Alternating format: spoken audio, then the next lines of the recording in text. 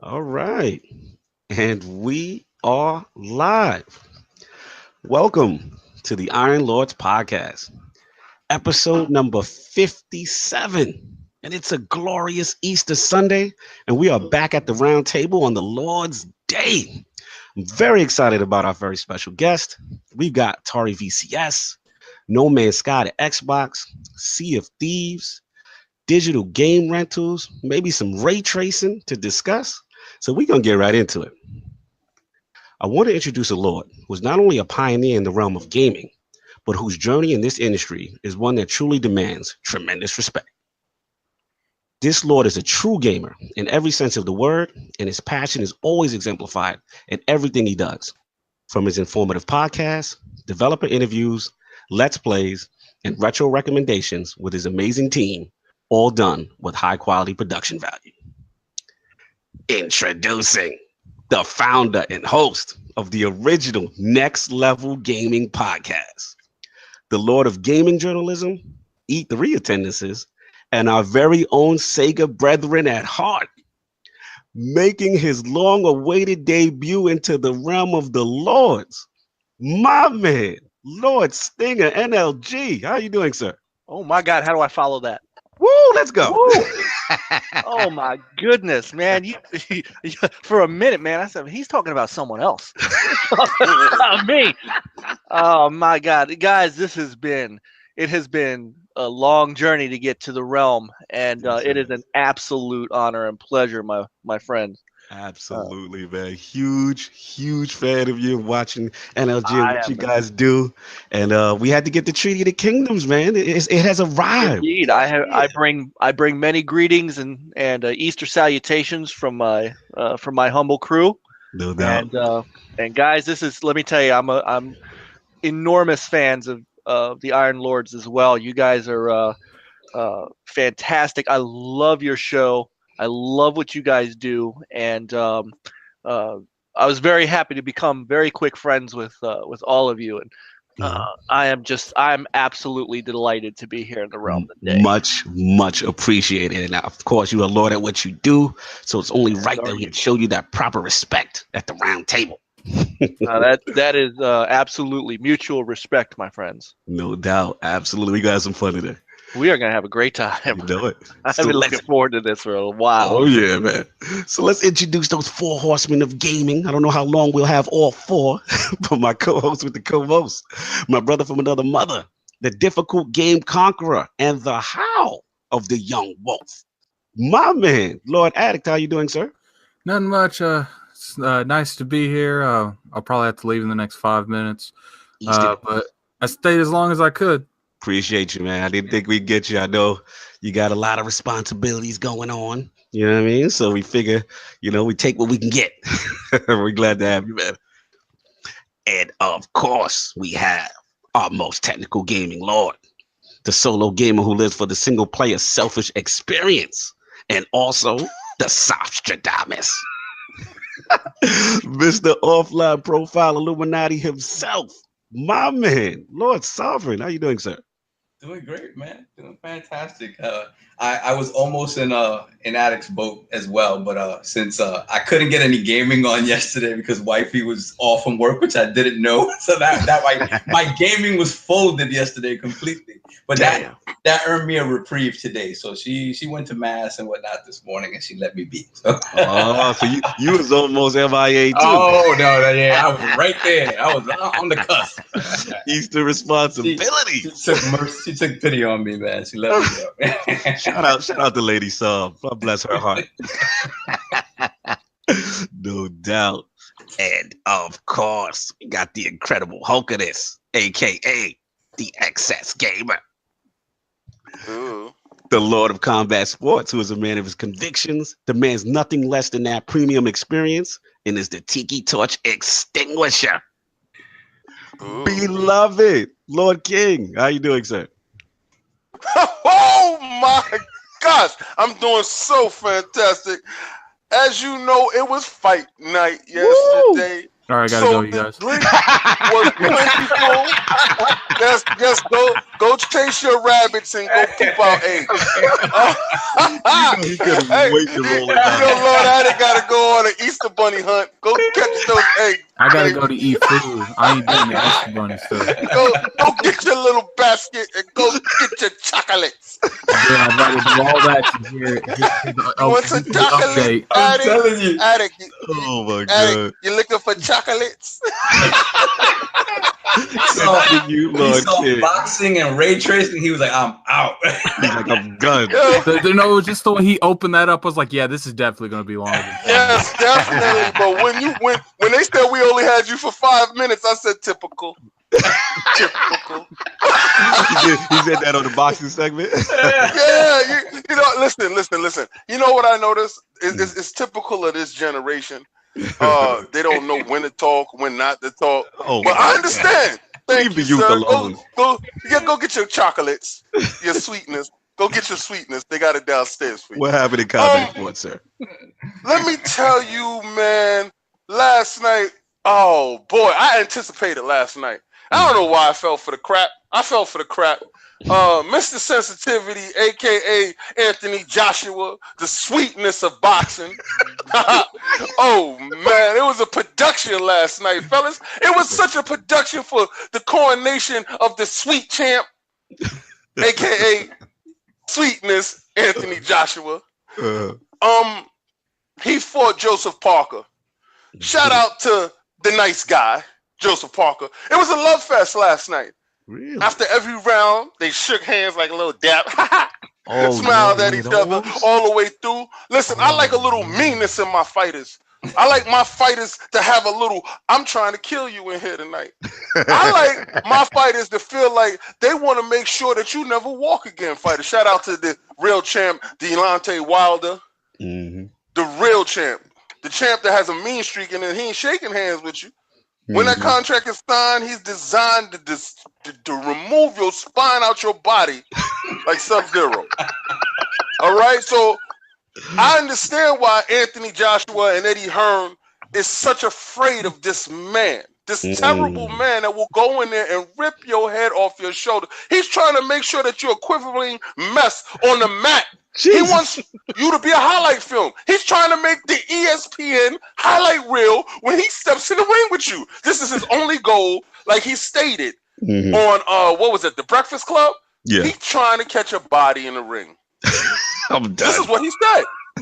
This is what shout out to Deontay Wilder. This is exactly what he said. Now last night we had Sweetness in the ring, and Sweetness, the production was so terrible. You saw the ref was paid off. You saw the judges was paid off.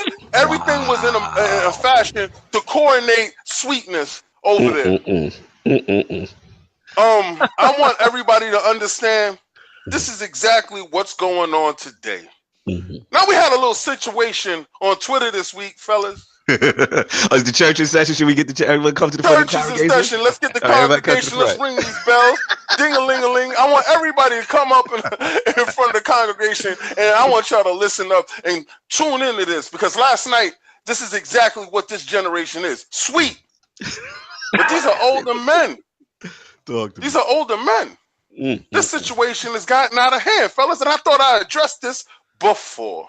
But obviously, me addressing the situation does not give you insight to my character. My character does not go off of... What troubles you? What's on your mind? They're clicking up. They're clicking up. Don't hang with him. Don't talk to him because he says some things about him and her. Stop that. I don't come from that. That is not in my DNA. I don't do secondhand beef, and I will not be part of this clicking up thing. You stop in the bag. You stop in the cash. You see, because when everybody's all inclusive, everybody eats. But when you separate and segregate and you start to talk about people behind people's back, how does that make you look? You are no better than the man that you claim to ostracize. That's a good point. That's a good point. And I want you to understand. Finish up. I want you to understand. We used to handle our business in the street. And I'm not talking about fighting, because none of y'all out here fighting. You're dapping up like Sweetness last night in Parker. They tweeting. Yeah, all right. So you're not fighting. We used to settle it with quarters. Yeah. When we walked in the arcade, I had a problem with you. We fought. Mortal Kombat, whatever game. Pick it. Let's fight. Let's go. Shook hands. Had a cupcake or something afterwards. and we were good. We were good. Told that And you man know to go what? get his chocolate. Now you're talking cupcakes. You understand? Because today is about sweetness. Because we have sweetness on Twitter. I will not ever disrespect our female podcasters by referring to these men as women because these women are stronger than men. Shout Some out of the women out here. every last Shout out to the woman women gaming right now. podcaster that is on my team. Luca, Lady Bella. Yeah. All these women are strong women that have absolutely no problems online. I actually see a lot of men having problems with them. And I want to say, you guys are going to have to get it together. Facts. You guys are going to have to get it together. If you have a problem with a man, address that man. Play that man online. Play him on the game. Turn it into a sport. Let people see that we can rise above the pettiness because it's petty. Yeah, let me jump in right quick, because Go ahead. I want to double down on it. I mean, at the end of the day, like I said, we all have this one single thread that brings us together, and that is gaming. That is what we all enjoy doing, right? So at the end of the day, this is a hobby. We're here to have some fun. And to your comment, King, I definitely seen the banter on Twitter. I've seen the communications. And this is the thing. At the end of the day, the Iron Lord Podcast, we respect everybody. You know, if you do your thing and you're a lord in gaming, you're going to be on the round table. And we're going to have some guests that not everybody's going to like. You know what I mean? But at the end of the day, what brings us together is the common thread of gaming. We can't lose sight of that. I think that's what's happening right now. People lose sight of that. And it's all this clicking and high school mentality and don't talk to this one and don't talk to that one. I'm going to tell you right now, I'm going to have someone on the show you're not going to like. So get used to it because we are all gamers. That's what we're here to do. Have some fun. If that's not your cup of tea, that guest, hey, maybe we just don't see you that episode, and hopefully you come back. Well, hopefully you don't even have to get to that. But thank you, Lord King, for the sermon. Any assault? Anybody want to jump in? I want to triple down on this first. Triple down, baby. Yeah, because I want you to triple down on, and then I want you to explain to them that we're gaming agnostics. We are not conformed to Xbox or any system. If you have a better version of a game, best believe I'm buying it. Go ahead, Saul. I think what I need to say is just this. We appreciate all the support, all the love that we got from everybody. Facts. On Twitter, on YouTube, everybody who's been on our show, everybody who's liked our show, everybody who's spoken well of us. We completely appreciate that. At the same time, we need everyone to understand that at no point in time, we are all grown-ass men, old grown-ass men. We are not grizzled at this point in our lives gonna succumb to peer pressure. Like, this is what it is. It's peer pressure, and it's absolutely ridiculous. Like, absolutely. If you listen to anything that we've said over the past year or so or more that we've been this group as a podcast, and you've heard our stories about how we grew up and where we grew up, guys. We're here because we didn't succumb to peer pressure. Like, if you talk about King, myself, and Cognito. Preach. We grew up in the South Bronx in the 90s. Exactly. All this Twitter beefing is not serious to us. It is. I'm trying to catch that accent though. My mother's from the Bronx. Strong woman. Yes. Oh, let me tell you. So I'll talk about it. So I mean, this stuff is irrelevant to us. We're here because we didn't succumb to the very easy to succumb to peer pressure of the 90s in New York City, in the Bronx. Like, this was grimy. This was the definition of a hood. The archetype of hood was this. Exactly. And we did something different. We went left with it. And that's why we're here. So at no point in time is this stuff going to bother us. Well, let me also, if I might. Go for it, Austin. Please. So, treaty time. So, as even though I'm not technically the oldest person here, I am still right up there. And what people have to remember is we were here gaming long before Twitter. Mm. We were here gaming long before Facebook. Mm. Long before forums, long before these places where people could get on and act tough to each other from 5, 6, 7 states away. Keyboard gangsters. Exactly. Keyboard warriors is what we call them, right? Using aliases as well. Exactly. We will survive Twitter. So, you know, I left Twitter. I stopped last week. I check it now and again because that's how I got, you know, it's how I've been communicating with some people I know kind of in DM. But as far as the overall gaming Twitter, I don't need it. Yeah. I love don't need it. I love it. See, I can't. I'm of the mind that I have too much going on and not enough time to go through the drama and the nonsense. Yeah. So I'm choosing to build up a different way. And you guys, you guys are all part of, or at least if you're not invited, Cognito's got to give you the invite to the disc. We have our own Discord, and it's invite only. And it's just if you haven't gotten an invite to it, it's for a reason. I either haven't gotten to you yet, or you're just not what I want. And I'm of the mind that if I'm going to spend this much time talking to people and having a good time, I want to talk games.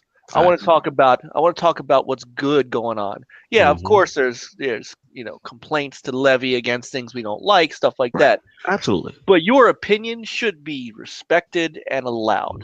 And when that stops, I ain't got anything for you. That's a great point. And if the discussion needs to be had, then the discussion needs to be had. Absolutely. Not going behind people's backs, not trying to get people to rally against X, Y, Z person. It's ridiculous.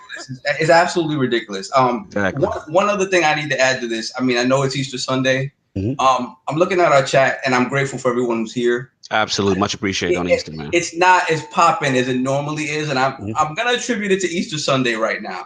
But if it's not because of that, it's disheartening. It's disheartening, and again, if it's because of that for some people, go with God. But here's the thing, LaShawn. I'm a quadruple down. We'll finish it up. We'll move on.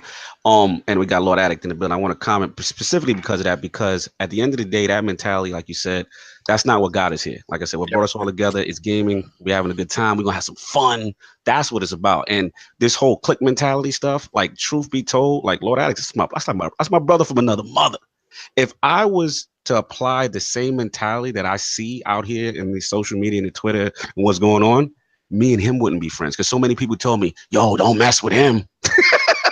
Don't, you know what I'm saying? And that ended up being one of my coolest and best friends ever. No one can tell me. I told you don't mess with him. You a fool. But on that note, like I said, I could be able to develop one of the best friendships I've had, over the last 2 years. And ain't nobody gonna tell me about that man right there. So you already know what it is, Lord Addict. If you have to make your friendship with somebody else contingent on their friendship with somebody else, oh yeah, facts. Then you need to realievate what friendship means to you. Absolutely. You need to press the reset button. Exactly. The treaty was finished and signed. Yes, sir. We gonna move on. We gonna get into these games and a lot of fun. So of course it is the Shinobi gaming ninja himself, Lord Cognito. Okay, wait, time out. Yeah, well, that's what it is, though. You gotta add the self-appointed or the self-anointed. All right, let me tell you from this day forward, that Tiki Torch extinguisher crap, that is out of here. All right, so it's the Get Money Gamer. Get all money. right, it's the Get Money Gamer. I got you. All right, I got you. So get rid of that Tiki Torch crap. Since we out here naming ourselves, that Tiki Torch stuff is in the toilet bowl. Proceed, sir. And on that note, we have an intro. Man has a black belt in gaming. Oh man! The realm of the ILP, not telling you what you want to hear, but what you need to hear. So before we get into what the Lords are playing this week, I want to start off with Lord Stinger. his video game system history, his Sega love, his journey in IT, and as a journalist in the video game industry for over 15 years. And of course, what led him to the creation of the amazing NLG podcast. So, Lord Jeez, Sting, man, you keep let's- talking about someone else's channel.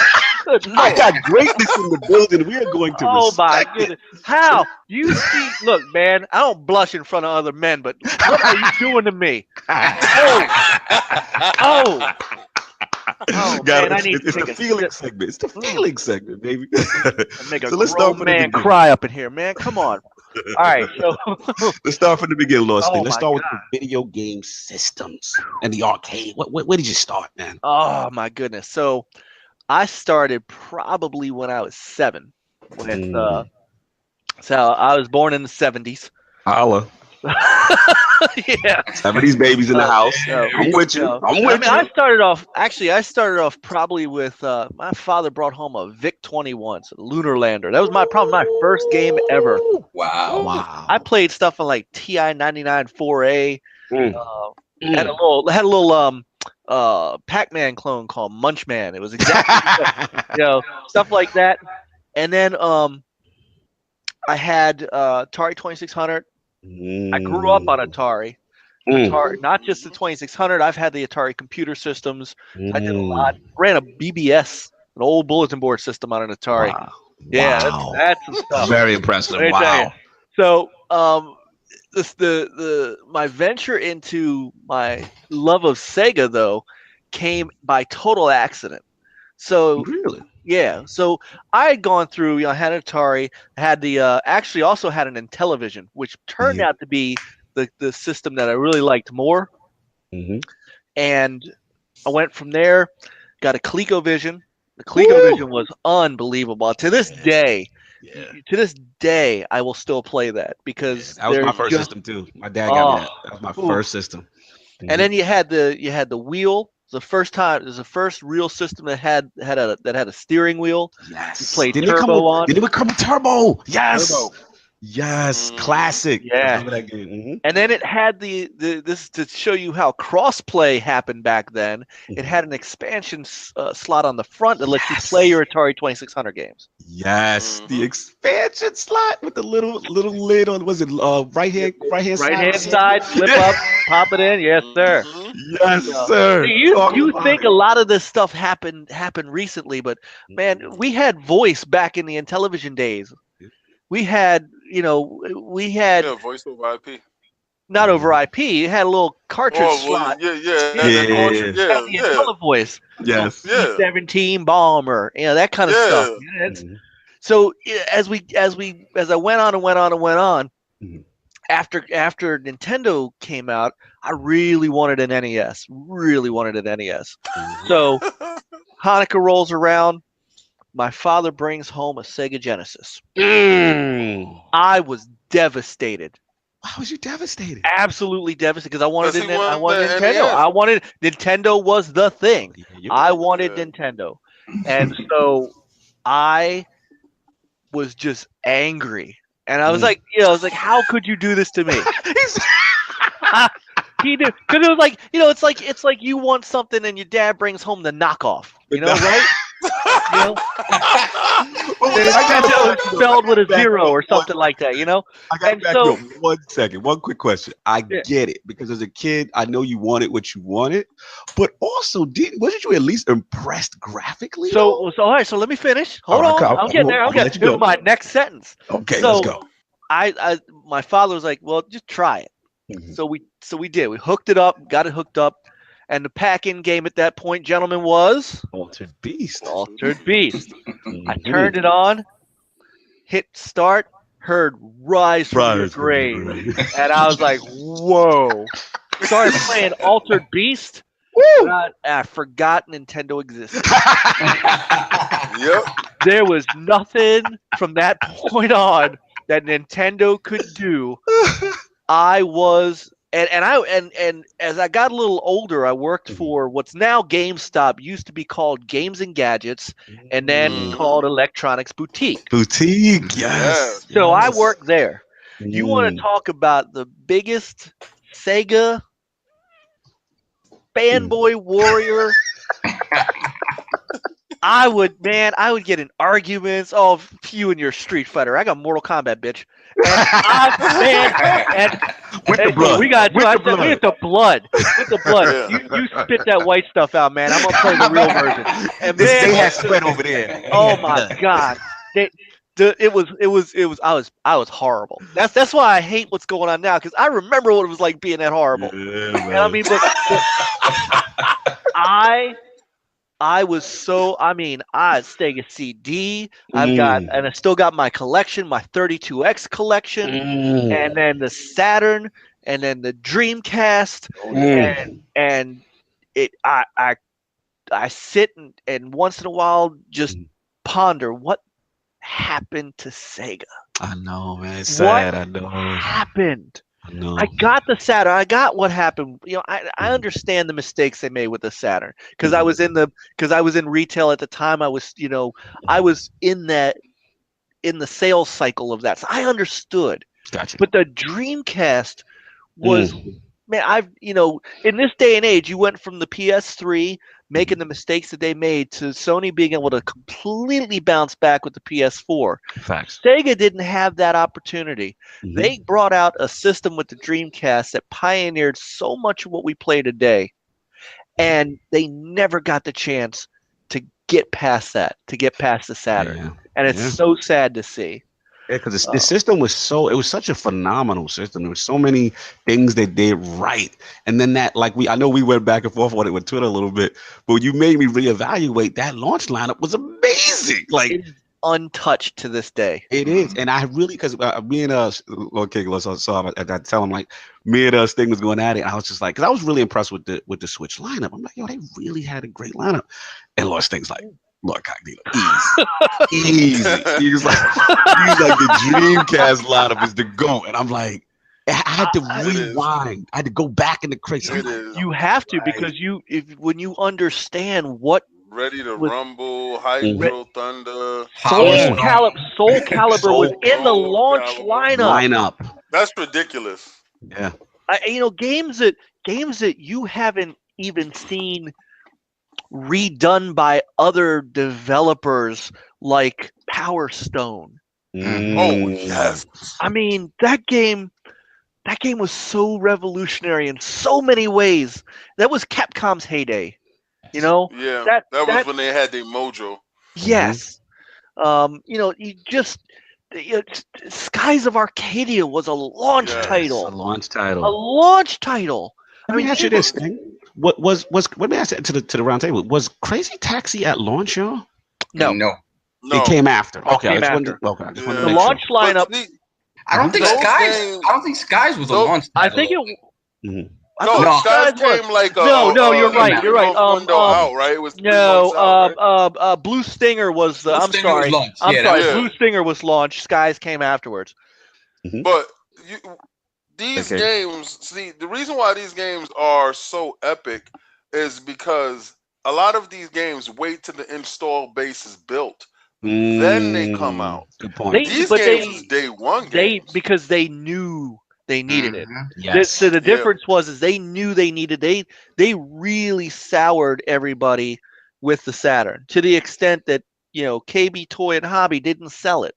Yeah. They needed that launch lineup. But the thing is, they weren't just thrown together games either. I mean, we're talking about NFL 2K. We're talking about Blitz. Blitz was in that lineup. Sonic Adventure was in that lineup. Racing games, you had like Tokyo Extreme Racer, you had Kart and you had Monaco Grand Prix. Kart Flag to Flag was nothing to sleep on either. I mean, you had Air Force Delta, that was Konami's first shot over at making something to take on Air Combat. Ace Combat. Ace Combat, rather. You had a Mortal Kombat game at launch, and you had Hydro Thunder, which turns out to be a game that would launch kind of the semi-career one of my more favorite indie developers, Vector Unit. They bought that. When Microsoft bought the Hydro Thunder IP from Midway, when Midway tanked, They got Vector Unit to make Hydro Thunder Hurricane, which was an Xbox 360 game. And that launched them into Beach Buggy Racing, Riptide GP, and now they're bringing out another Beach Buggy Racing game. And so, these, I'm telling you, man, Sega had such a hand in what what has happened coming forward. And people sometimes, because gaming has become so mainstream now, that a lot of young people are gamers that didn't get started until the PS2, PS3, Xbox 360. I don't know that. And you don't get a chance sometimes. They don't get a chance or they don't get the opportunity to understand where some of this stuff came from.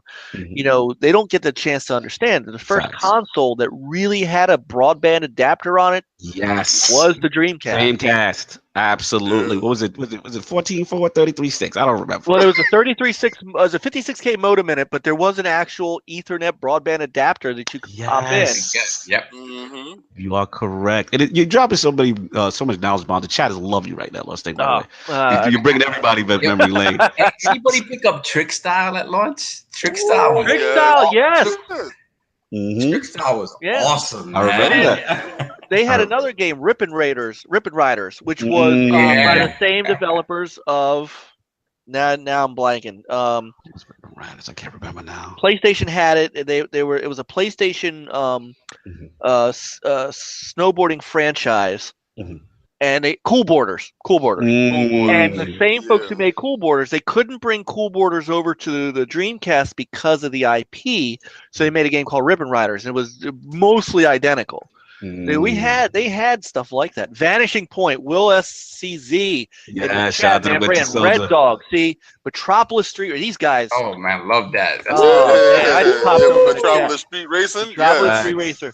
That was the precursor to Project Gotham. Absolutely. Yep. It is so funny what you're saying, thing, because in reference to the importance of that lineup, you and Lord King are saying about how big that Dreamcast lineup was because of what happened with the Saturn. And truth be told, and I'm a Sega kid, when Solve and King got the Saturn, I kind of soured. I was kind of I'm not feeling it. So the Dreamcast was kind of like that reinvigoration that Sega was back. And it was in a big way. And obviously we cannot forget the shirt that you have on right now. Yes, I'll bring the camera forward a little bit. Let's go.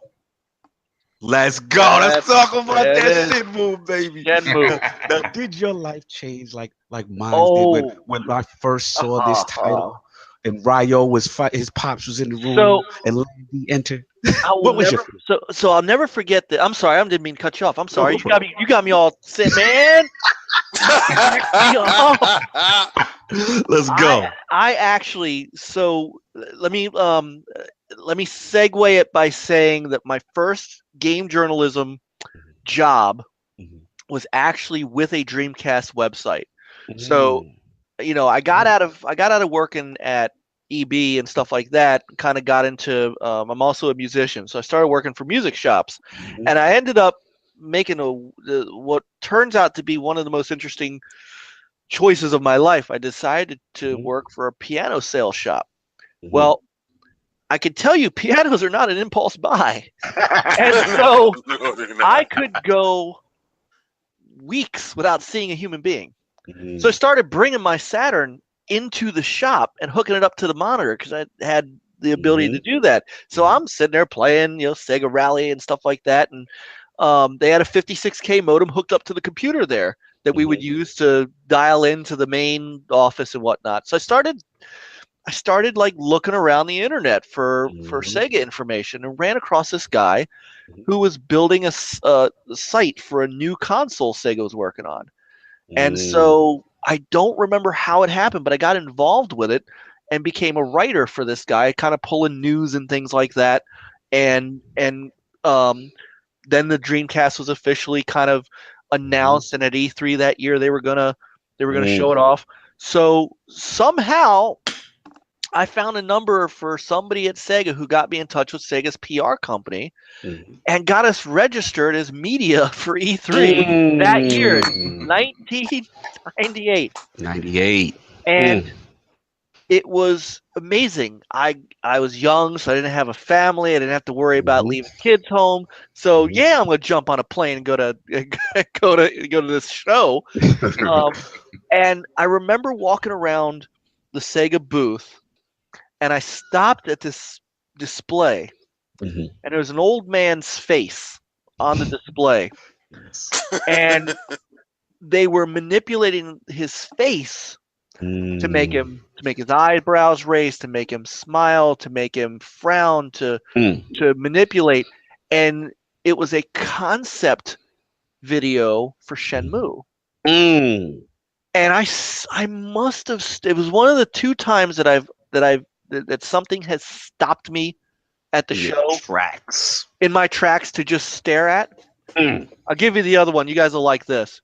The next year, right before launch, it's launch year '99, and they're showing off the launch lineup on the screen, and the screen's up high, so you look up, kind of you see them kind of dangling from ceiling and stuff like that.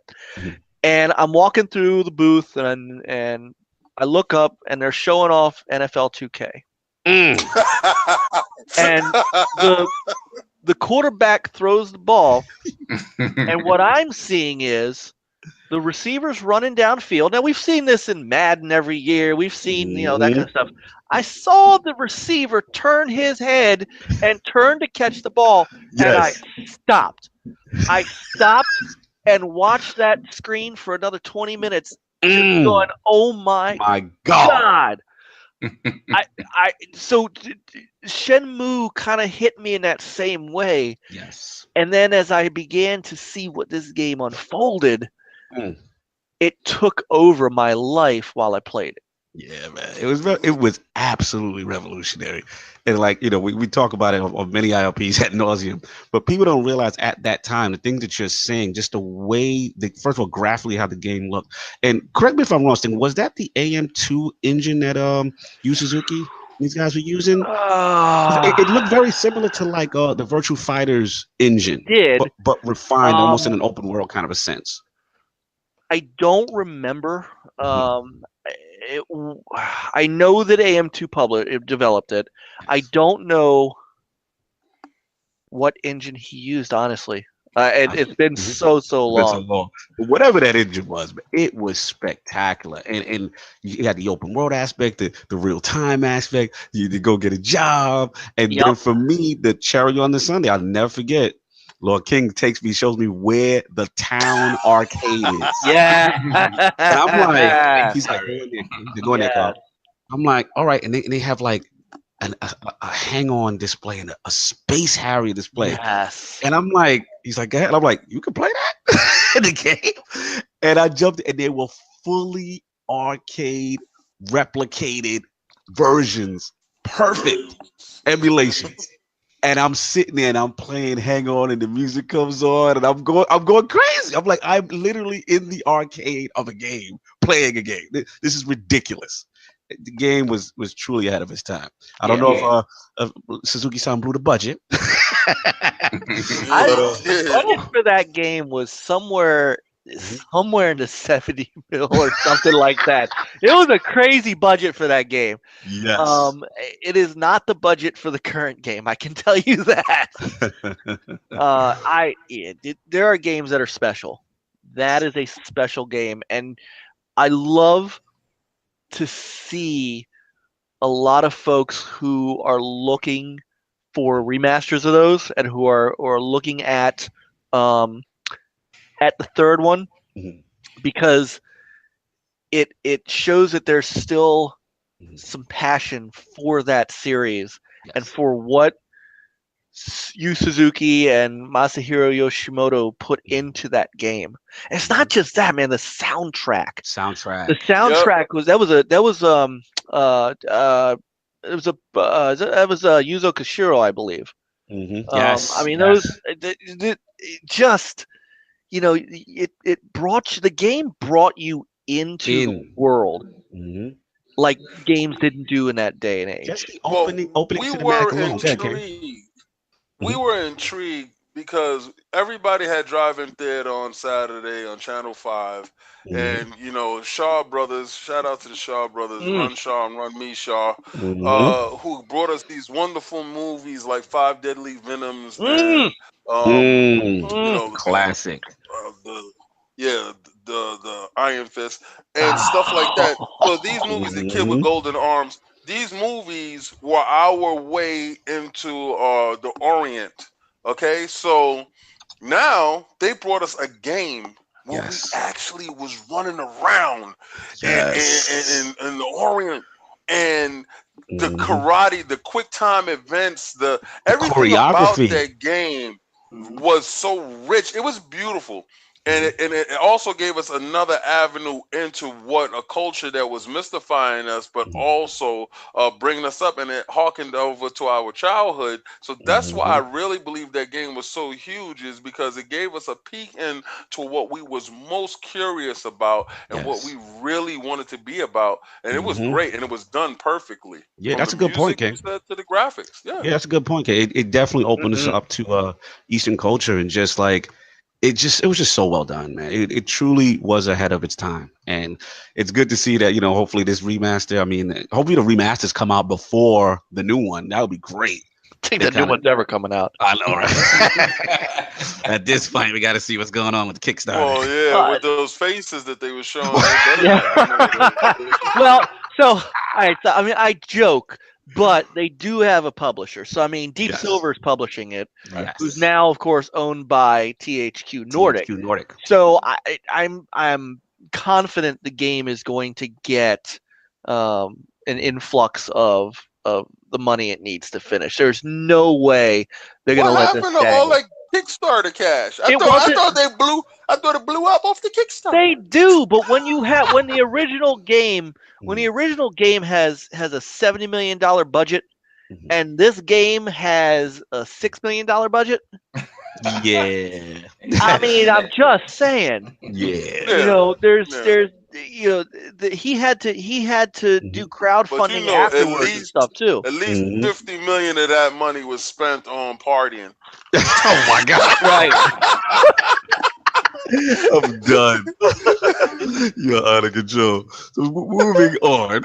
So we know about. I will say that my first memory of meeting Peter Moore was at an E3 party that Sega knew how to do that stuff up. They rented out an industrial complex and had girders and all this stuff, and this big giant screen where they had, I can't remember who the basketball player was who was playing NBA 2K and all that stuff. And I'm telling you, man, he's up on a girder. Peter Moore, a young Peter Moore.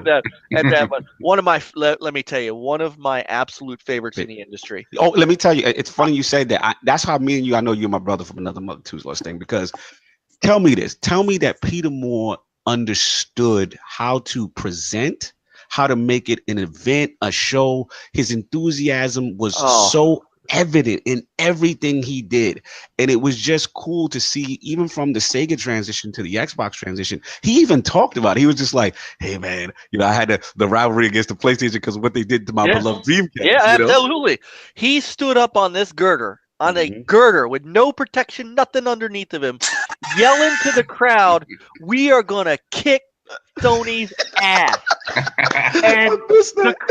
And the crowd went berserk because, of course, we're all Sega fans. We're all there for, but this was the mentality. This is the guy this is the guy who knew so much that people wanted a Halo 2 release date that he had that thing tattooed to his arm. Woo! And when I've got a picture of it somewhere that I got to go find, where he rolled his sleeve up and and man was not badly built, and there it is. And for a long time, people have speculated whether or not it's real or not, because the following year for Xbox, he rolled up his other sleeve and he had a Grand Theft Auto 4. That one was, you could tell that one was totally fake. Yeah. Now that he works for Liverpool Liverpool Football Club, I Yes. think it's okay if everybody knows that Halo tattoo is real.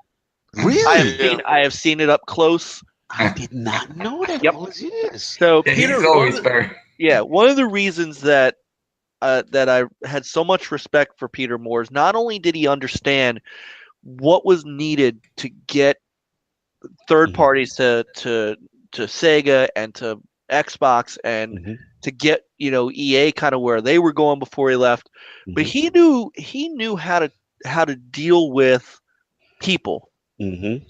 And one of the things that I will always take away from my time going to E3 every year and kind of being in that industry is you never have fun at E3 if you're a journalist. You just don't. You're meeting after meeting after meeting after meeting after meeting. I don't think I ever spent more than 10 or 15 minutes actually playing a game, playing games on the floor. It was always on the go. And these guys too, it's not just us as journalists. These executives got to meet with us. They've got to meet with retail. They've got to meet with a ton of different people. So I would always be up in the Microsoft booth, getting ready for my meeting, talking to my rep.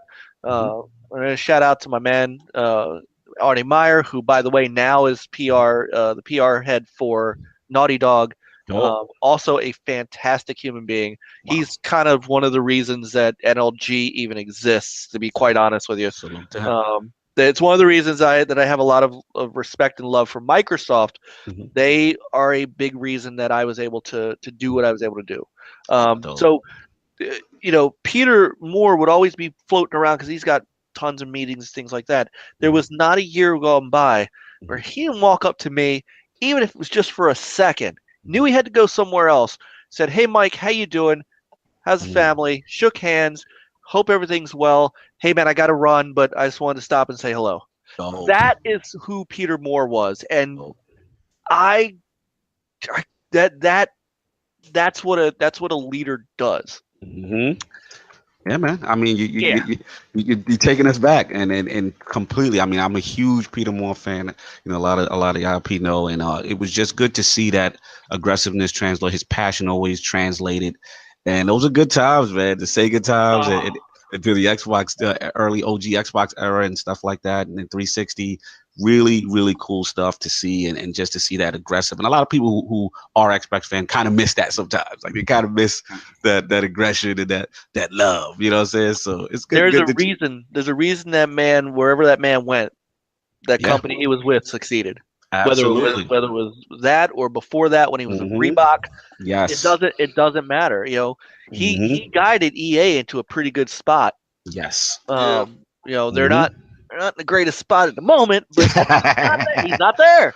Absolutely. So yeah, man. After that, I would just want to transition you now as far as the industry. I know you've been in the game for some time, Sting. So like, what was the start for the transition of it now becoming a hobby, something a passion that you love playing these games, to actually getting your foot in the industry and as a journalist? It had to have been E3. Gotcha. And understanding that when I talk to people about the games and the gaming industry, that when I was a writer for Dreamcast HQ, Sega took us seriously. There weren't many sites out there that were covering the Dreamcast, and there really wasn't the proliferation yet of the big sites. We were still in sort of kind of a transition out of the magazine era. And so when Sega decided to stop making the Dreamcast, I had one of two ways I could go. I could just be done, get back to what I was doing, or I felt like we had made I'd made some traction. I had friends in the industry that I was making. Why not make a go at a multi-platform site? If Sega's going to do it, why couldn't we? And so a couple of guys that I had met on Dreamcast HQ, I broached the subject of, hey, why don't we why don't we take a shot at creating a site that'll just cover every place Sega's going. Mhm. So they're gonna put their stuff on the Xbox. They're gonna put their stuff on the PlayStation. They're gonna put their stuff on Nintendo's console. Why don't we move along with it? Gotcha. And That evolution. yeah, and so there was a guy overseas that helped kind of design the first site. Wrote kind of a back end for us. We started populating information, and all of a sudden, people started actually coming to it. And we still had great ties with Sega, so Sega was still sending us Nice product, and we incorporated, which was one of the big things you had to do to go to E3. If you wanted to be in E3, it wasn't quite as tough as like getting into PAX now. Right. To get into PAX, you have to basically forego your firstborn to get into PAX Media.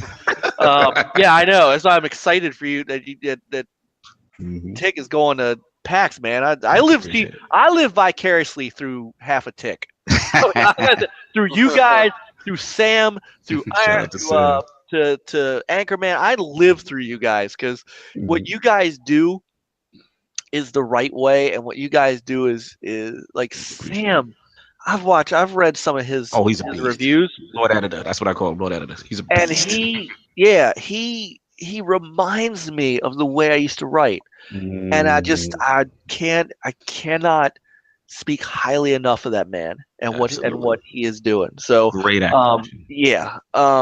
So anyway, we went through a period where we were growing and companies were starting to pay attention to us. Nice. And then we got in with UGO Networks, became an affiliate. And when that happened, Microsoft and Sony began to really pay attention to us, which is why I credit. There was also the second time I met Peter Moore was at a launch, an Xbox 360 launch in New York. We went up, a bunch of us went up, met my rep, sat down, played some games, actually had dinner with Peter, and I talked, and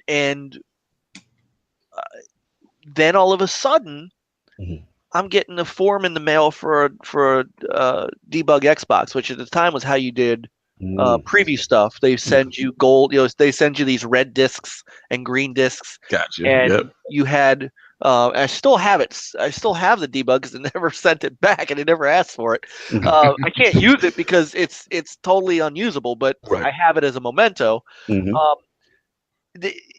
I'm like, guys, we're going to be previewing games. Yeah. And once that happened, EA and Konami and Capcom and these guys are like, oh, you have a debug unit? Oh, great. Because it's cheaper to send you review code than to send you a review product. And I'm like, I don't care.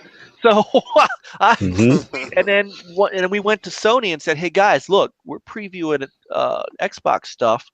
We're multi-platform. We want to preview your stuff too. And it took them knowing that was happening for them to go, oh yeah, absolutely. And so the only company who has always sucked with PR is Nintendo. They've never been able to. Yeah, Golan Harris. I still wake up in a cold sweat hearing that. But and I credit Microsoft for us surviving against IGN, GameSpot. I mean, those were the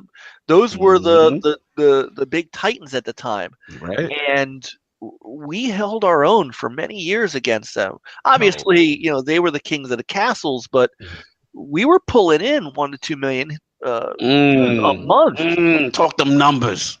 Well, back then you needed it. That's what you had to. Now it's all about subscribers and views and stuff. Back then it was how many people hit your site. Yeah. And we had because of that, we had some really good experiences. I love reminiscing about what's happened to me in the gaming industry because there are things that I get to pass down to my kids. There's things that I'm proud of that we used to do back before all this nonsense and Twitter and bullshit. I've got 2 box quotes to my name. I've got I've got interviews with the remember Dan Stevens and Peter O'Keefe from the NFLPA. Yes. Wow, I've got a great interview with them that I did. I got to talk to people I never would have talked to, and something that I will never forget in my life. I'm a relief pitcher for an unlockable game in MLB 2K7. I mean, these are the things that you read my mind. I was just about to ask because I heard rumors that you were in a game, and I wanted to know what game you were in. I'm in. So the story goes. I'll make this very quick because we haven't even gotten to our topics yet. I love you guys. Seriously. I got so close to my friends at 2K the 2K Sports 2K Games. My rep called me one day and says, "I can't tell you why. I just need you to, there's something I need from you, and I need you to say yes." And I said, "Well, what?" And he said, "Dude, please don't make me tell you. Just tell me it's okay to do it." And I'm like, "Oh, come on, man." So I said, "All right, fine."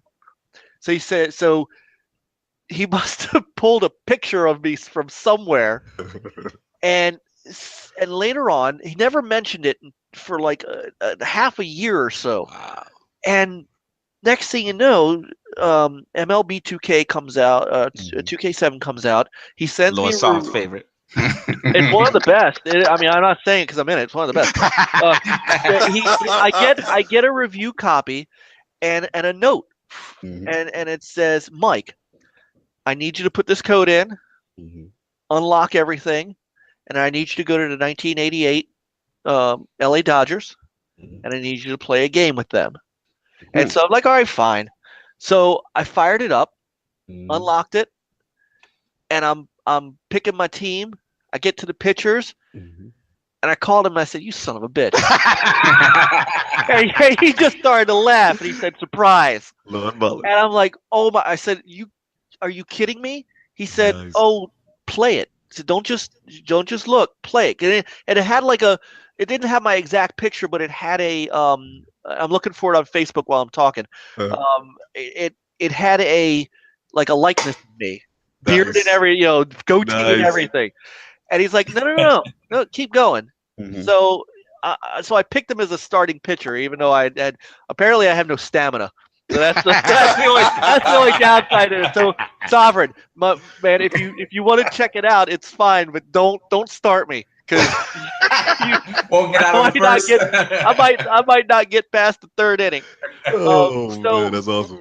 So I started the game, and as I'm playing, when I hit the mound, and John Miller says my name, I put the controller down, and when I went to bat. And the stadium announcer, and it says my name correctly. It's not even. I mean, it's like somebody told them what my name was, and John Miller and the stadium announcer say my name, and I'm like, I was so overwhelmed. Like that's dope. It is something. And in case anybody wants to try to find it themselves, it doesn't matter which platform it's on, so it's not like a downloadable. Which year is it? Which one? It's 2K7. 2K7. Okay. For either PS. How many copies did you purchase? I have the one.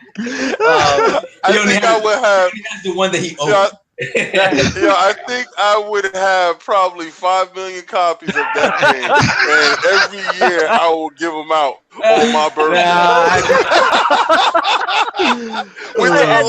At the time, I mean, honestly, I was so overwhelmed with gratitude. I mean, it was nothing that I felt like I deserved. I was like, man, I'm just doing my job. He's like, well, you are, he's like, you do such a good job that this is what we wanted to do for you. That's awesome. And I'm like, I was like, dude, I don't deserve this. That's awesome. I mean, it's just, I was so immortalized, man. You were immortalized. As soon as I find it, I'll share. As soon as I find it, I'll share the screen. No doubt. So those are memories that I've had. I've had great memories of interviews with people. I've actually met the guy who was the voice of Space Ghost Coast to Coast. Nice. I saw the pictures. He's got some great pictures up on Twitter too. Yeah, I've Those are the things that I remember, and it all culminated around. I had a mentality of, you be fair, you be objective. Nowadays, and this is what's troubled me about the gaming journalism of today, is everybody has to write their news and then put some sort of commentary on it, from their point of view or their personal. When we wrote a news article, I damn near just cut and pasted the press release, because all I wanted to do was show the person or whoever was watching. I just wanted to show them what the company had to say and let them make up their own mind as to how they felt about it. Now, obviously, I reviewed games, so I had a subjectivity to that. Of course, when you're reviewing games, that is one thing that you can't do semi-objective. Right, there's going to be some opinion. But when you are reporting the news, that is what you're supposed to do, and that's what I like about Sam, and what Tick is doing is just report it and let people decide for themselves how they feel about it, whether it's good, bad, or indifferent. That's for the person to interpret on their own. Facts. Good talk, man. And so that's something I always espouse to, and maybe that's what garnered so much of that from companies, is that I wouldn't go out of my way to trash something or to or to be super negative. Right. I just couldn't do it. If it was negative stuff, I reported about it, but I didn't put my spin on it. Objectivity, man. That's what it's all about at the end of the day. Completely. And when I've seen people say, objectivity is, there's no such thing, or there's no. Yeah, I've seen that from certain people. I wholly reject that. All right, so here you go. So I don't know where he got this picture from, but it does have the goat and the mustache. Let's see it. All right, you have to click on me there because I'm sharing. All right, give me a second. I'm click on you right now. You should see it. Oh yeah. All right. Okay, I see it. Ooh, the number 20. Yep. Fire. Okay. It's one of my prides and joys. Nice. I remember that whole UI too. Look at the UI. Song. Wasn't 2K7 the one with the crazy wind effects? Like the jerseys would blow in the wind, and we all lost our mind over that. See, that started with NBA. Remember the whole. Yeah. Remember the whole. You could. The jerseys moved independently of the bodies. That's where all that started from. Absolutely. Great memories, man. Oh, man, we could talk for hours. I know, man. I see, this is what happens. This happens every time I come on a show. It's a 3 to 4 hour show. It's so good. We gonna power through. I just got one. That batter was about to hit a home run. That's fine. That's fine, Fastback. I hear you. Fastback team. 2 more questions, quick questions. We'll power through. We'll get to the show. Now, the other questions I have for you was reference to obviously NLG and the creation of those guys, your crew. You got Crazy One, HTK. Was it Viper Strike? Yep. And was it Natty Red Gals? Natty Red Gals. Yes. So just what then led after you're still doing the site and everything, but then what led to the actual podcast creation? So I retired from the site in 2007 when my oldest son got a little too old and needed a little too much attention for me to do a full-time job plus a website. So I gave it up, still played a bit. Then I kind of got out of gaming for a bit, for about 2 years. 2013 rolls around, and Microsoft and Sony are getting ready to debut new consoles. And I started to get a little interested. I'm like, it's been a while. I busted out my 360, busted out my PS3, got myself back into it, and then thought to myself, well, what if I brought NLG back? What if I brought the brand back? What if I did something with it? And so I got with a couple of my original writers from the site, And I said, well, what do we want to do? And they're like, well, I mean, I can't do a site anymore. I mean, we can't put that much time into it. But I see all these other people doing YouTube videos and podcasts. Why don't we try like a weekly podcast? We'll record it. I'll edit it. We'll, we started out doing like Skype, but I recorded it, and then I'd edit it, clean it up, and then put it out on YouTube. Gotcha. After a couple of weeks, they couldn't do it because their lives were a little too busy. So I was like, I kind of like this. So I started getting, some people in and out.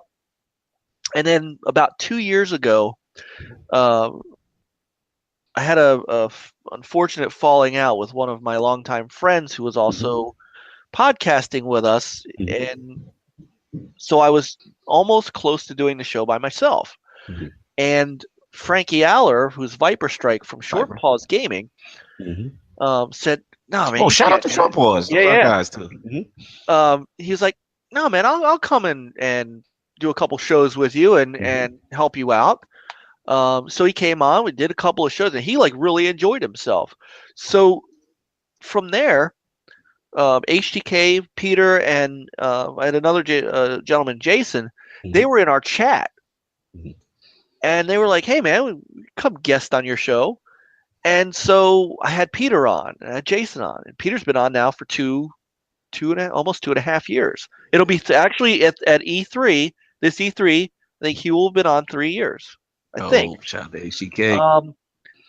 And so Frankie, when I lost my friend and I lost my co-host, I almost shut it down. I was like, you can't do that. And I couldn't. I was like really upset. And Frankie kind of saved me. Like I credit Frankie for literally the reason that Shout out to Viper Strike, man. Good that dude. the podcast is alive today. And then Juan came along, and his passion was he loved retro stuff. I see it with it's classic stuff. He had he's our he had Tekken 1 on recently. I was lost. Peter and Frankie and I are all multi-plat guys. He's our semi-multi-plat guy. He's our Xbox guy. There's no doubt about it. He's our Xbox guy. He owns a Switch. He loves his Switch, but he loves his Xbox. Nothing wrong with that at all. But he also has this love of retro gaming. So, we were trying to think of things to do because everybody comes on and talks and does stuff, and we just didn't want to be another talking podcast where we're in we're a little fish in a big bowl. So we're like, well, man, what could we do that's a little different? He said, well, I could bring up a retro game and we could talk about it. And I'm like, wow, that sounds like a great idea. We'll call it Juan's Retro Recommendation. Nice. And that started. I think he is on our if it's not our 40th, he's coming up on our 40th Retro Rec, the next podcast. And it ranges anything from PlayStation 1 to Xbox, Genesis, Super Nintendo, NES. Yeah, he's got a wide variety. I watch him, and I'm like, wow, he's taking it back. Like I said, he had the original Tekken for the PS1 on there. I was losing my mind. He had the original. He had the original Tekken. He had the original Gran Turismo. Yes. I know he's a Forza guy now, but back then he was a big Gran Turismo. Oh yeah, guy. Turismo was the wave back then. Yeah, absolutely. Everybody was a Gran Turismo fan. I remember when photorealistic. Yeah. Yep. I had to pull myself away from Sega GT long enough to play Turismo. But these guys bring they bring variety. They bring an ability to they bring knowledge, and that's what I like. It's amazing to me some of the knowledge that they have and what they can bring to the gamers as far as information goes. We all debate once in a while too. There are things that I don't often, there's times when I disagree with these guys, they disagree with me, and we have some great debates, some great discussions. Yeah, sounds like ILP. Yeah, I just we're just not as smooth as you guys. That's all it is. I'm gonna play this. I'm gonna play this thing back like 7 or 8 times and try to figure out how to make my intros as smooth as this. Because hi everybody, welcome to the original Let's Talk Gaming. And I listen to this and I'm like, oh my god, I am as white as the driven snow. So but in all seriousness, these guys bring with them different skill set, different knowledge base, but they all have gaming passion. You see it. Yeah, absolutely. And I love that. And we pride ourselves on making sure that we stay focused on games, we stay focused on the industry. We don't I say this politely. Yeah. we try to say like even at the there were earlier times when a guest or two would name drop someone and I'd hit them in the chat, hey man, we don't do that here, and so it's just we take enough pride in what we do that we want to be the group you come to when you want to get away from that. Like ILP. Facts. You're going to get away from that stuff. You come to ILP, you come to TIC, you come to NLG. It's as I call it, the 3-letter podcast. That's what it's about. And you're making a good point because at the end of the day, when I use the figurative term the realm, it's like you said, it's the escape from all the outside noise of the world. And that's what King knows, Asaf knows, Act knows. Like everyone's got so much going on in life. And ILP is just a reflection of the Saturdays that we used to have in the house, and it was just all our friends. It was just gaming. It was just fun. That's all it was about. And you got to get away from your normal drama of life. Well, and that's right. What it was about. And one of the things we did at the beginning of the year is we made the conscious decision to move ourselves from YouTube to Twitch. For 2 reasons. Number one, we found the quality of video on Twitch because we do a Skype and an XSplit broadcast. So, I'm humbled. I was humbled earlier when you talked about our production value. It's not nearly what I've seen other people do, but we take a lot of pride in how we're developing our site and how we're doing video and giving Juan his space for his retro rec so that it looks professional. Right. And Twitch gives us so much better video quality than YouTube, but it also puts us in front of a different audience. It puts us in front of people who are streaming games, who are playing games, who I want to come see us to see a gaming show, not a bitch fest with 7 people yelling at each other and talking about how console X sucks and this person sucks and this guy is a horrible person. I just I can't do it, and I don't have the time or the patience for it. So going to Twitch, being here in the realm, these are the places I want to be. This is where my gaming life is. Much appreciated. We're glad to have you, man. It's long overdue. Long overdue. Just hearing that history was a lot of feels. You know what I mean? Yeah, took it back, right man. I'm having right now. Nope, that's it, man. We're gonna get into these topics and get into these games and all that stuff real quick. Lord Soft, Lord King, what have you guys been playing this week? You guys get to touch anything this week specifically? Let's start with Lord Soft. I mean, I've been working crazy, so I couldn't play A Way Out with King, couldn't play any Sea of Thieves. Yesterday was my plan to play it. Like I said, wifey folded that, so that was that for this week. The only thing I managed to download was Punch Out on the Switch. I got to play. Yeah, I saw it on the eShop. I gotta ask you about that, Lord Soft. I'm surprised Nintendo allowed that. I mean, this is the one that has right. It hasn't really been reproduced anywhere. And so it's old school Punch Out. I don't know if they plan to add, or if it has at this point, that online functionality they were talking about with all their games, right? Like all this stuff that's going to be rolled into the service. So all I've done was play a little bit. And old school Punch Out reminds me more of like Super Punch Out than it does like Mike Tyson's Punch Out. I agree. You have the wireframe Incredible Hulk character that you play as.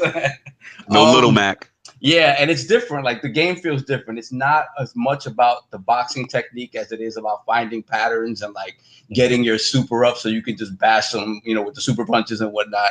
So it's cool to play because I have a lot of memories playing that game. There's a store like right down the street from where I grew up that I used to go in all the time to play it, and it wasn't a quarter. I think it was like 50 or 75. Yeah, that was an expensive one. I remember that one. Yeah.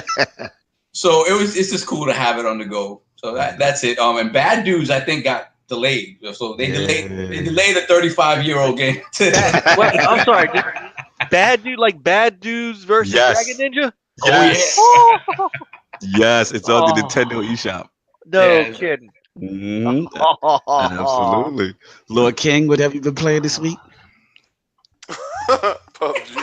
Oh my God. Why am I not? No, but listen, I played some Doom to check the patch.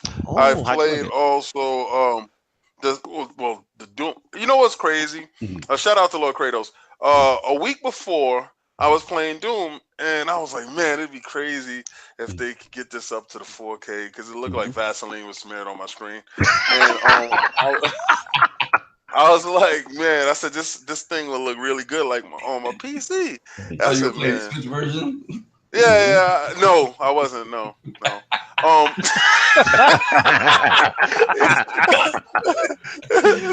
So I don't even know why you brought that up.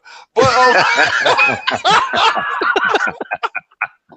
so I'm playing it and I'm like, wow, it would be great. And then lo and behold, like they announced it like 3 days later that the patch was coming out, and then it was coming out the next week. So I was really looking forward to that.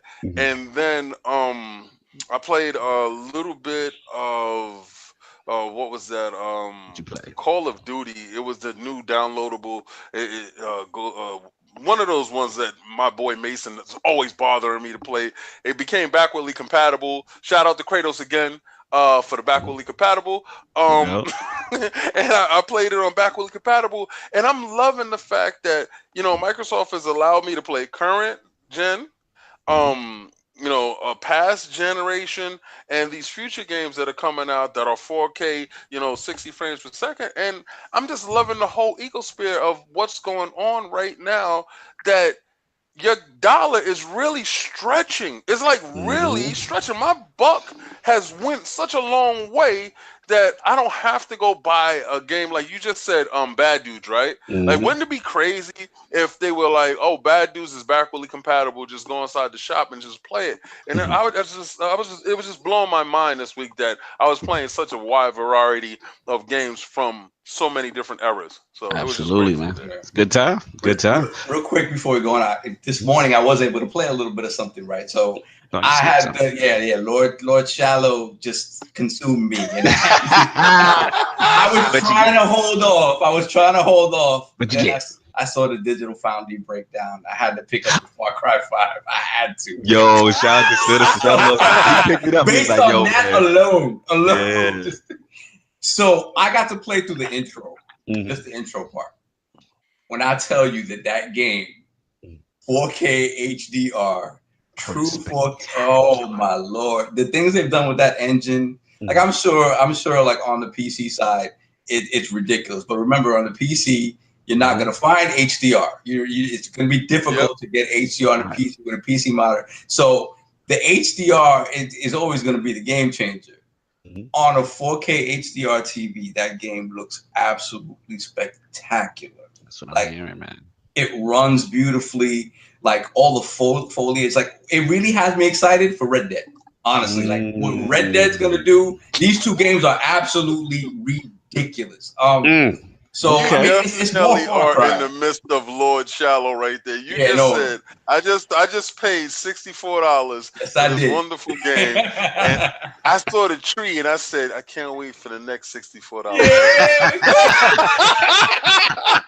the hell, Lord Shallow consumed me, baby. Listen, man, that was the main reason. So I couldn't do the I mean, when you're talking about the Doom thing, like. I couldn't do the Doom on the Switch because I knew that patch was coming, and now I'm hearing about the Far Cry, and I'm like, oh man! But shout out to Sinister, he was like, don't worry, I'm doing my due diligence on the game shit. I got you. And I saw Far Cry pop up, so I said, yes. Oh really? Oh okay, yeah. So I got a chance to touch it. So yeah, man. Yeah, for me, it's just been pretty much I know if you follow my timeline, I finally finished XCOM 2. Oh my God, fantastic. That's my favorite GTA, like real RTS of all time, man. Like, I love me some XCOM. So the ending was great. Love the new factions, new systems. They opened the door for XCOM 3. Maryland developers represent. Oh yeah. Oh that's Maryland. That's Firaxis. That's down the street from me. Baby. Yeah. Oh, okay. That's what's up. Actually, you'll love this since you liked XCOM. Love it. So, I recently did a community theater production of The Music Man, and the head guy, the guy who played the lead role, worked on that game. They have a game coming. He wasn't allowed to tell me about. Okay, that's what I'm talking about. Yeah. We have to talk offline about that. Yeah. Well, I couldn't get any info from him. Okay, all right. But that's good though. I'm excited. You know what I'm saying? That's my game, man. I had so much fun with that. Obviously, I do some shout out to Bontis. The fast update has arrived for Destiny 2. We got Flashpoint number 10 out there on the ILP channel. You can check that out with the intense breakdown with Lordy Bontis. So having fun, baby steps in the right direction. And I just want to do a quick indie spotlight shout out to my guys, my Polish lords over at Tate Media. They sent me a review copy of Urban Trial Playground for the Nintendo Switch. And yo, Solve, you know what it reminds me of? And King also remember this too. Remember California games for the Atari Lynx? Oh my God, I love that game. Remember that? Remember that last thing? And it's like it was just the BMX portion. Like this game is shades of that with the tricks and the bike, and you sitting there falling off the bike, but the bike in all these funny ways. I know, but the hacky sack too. Yeah. I couldn't do that. That was like the hardest event. Epics, I miss them. I do miss them. What was it, Lost? It was surfing. It was BMX. Yep. The hacky sack. Hacky sack. Skateboarding. Yes. You had to skateboard down the sidewalk and not trip over stuff. Yes. Shout out to California Games, man. That was like the Lynx launch title. So I want to give out my dudes over there at Tate Media for replicating that feel. I believe the game comes out I think it's Tuesday. Actually comes out, or the 5th, something like that. So be on the lookout for that if you're a fan of that style, California Games, BMX, trick bike, that kind of stuff. So anyway, we're going to get into the poll. Last week's poll results are in. The people have spoken to the question: with the recent release of Sea of Thieves and the rise of more games as a service, should developers be held accountable when initial launch content might be considered minimal? The winner at 59% in a 3-way ILP poll was the no. No content equals the games as a service game is unfinished. Coming in at second place at 27% was the games as a service is an evolving game group. And third place at 14% are Shallows. I don't care as long as it's $10 in Game Pass group. That's me. What do the Lords think about this real quickly? Lord Sting, what do you think about this then? Oh my God, I'm tired of talking about Sea of Thieves. I know. Look, folks, look right here in the eyes. Look, guys. Just because the game doesn't have enough content for you doesn't mean it doesn't have enough content for others. And that's and I get it. If this game is not for you because it doesn't have enough content, I get it. It's perfectly fine. I know people that won't play Madden anymore because they feel it's the same game every year. That's the logical. It's okay. It's perfectly okay. But it doesn't necessarily some of the worst comments I've seen. The disgust, I love it. Some of the worst comments I've seen is that this game should be in early access right now. Stop it. Stop. Look, stop.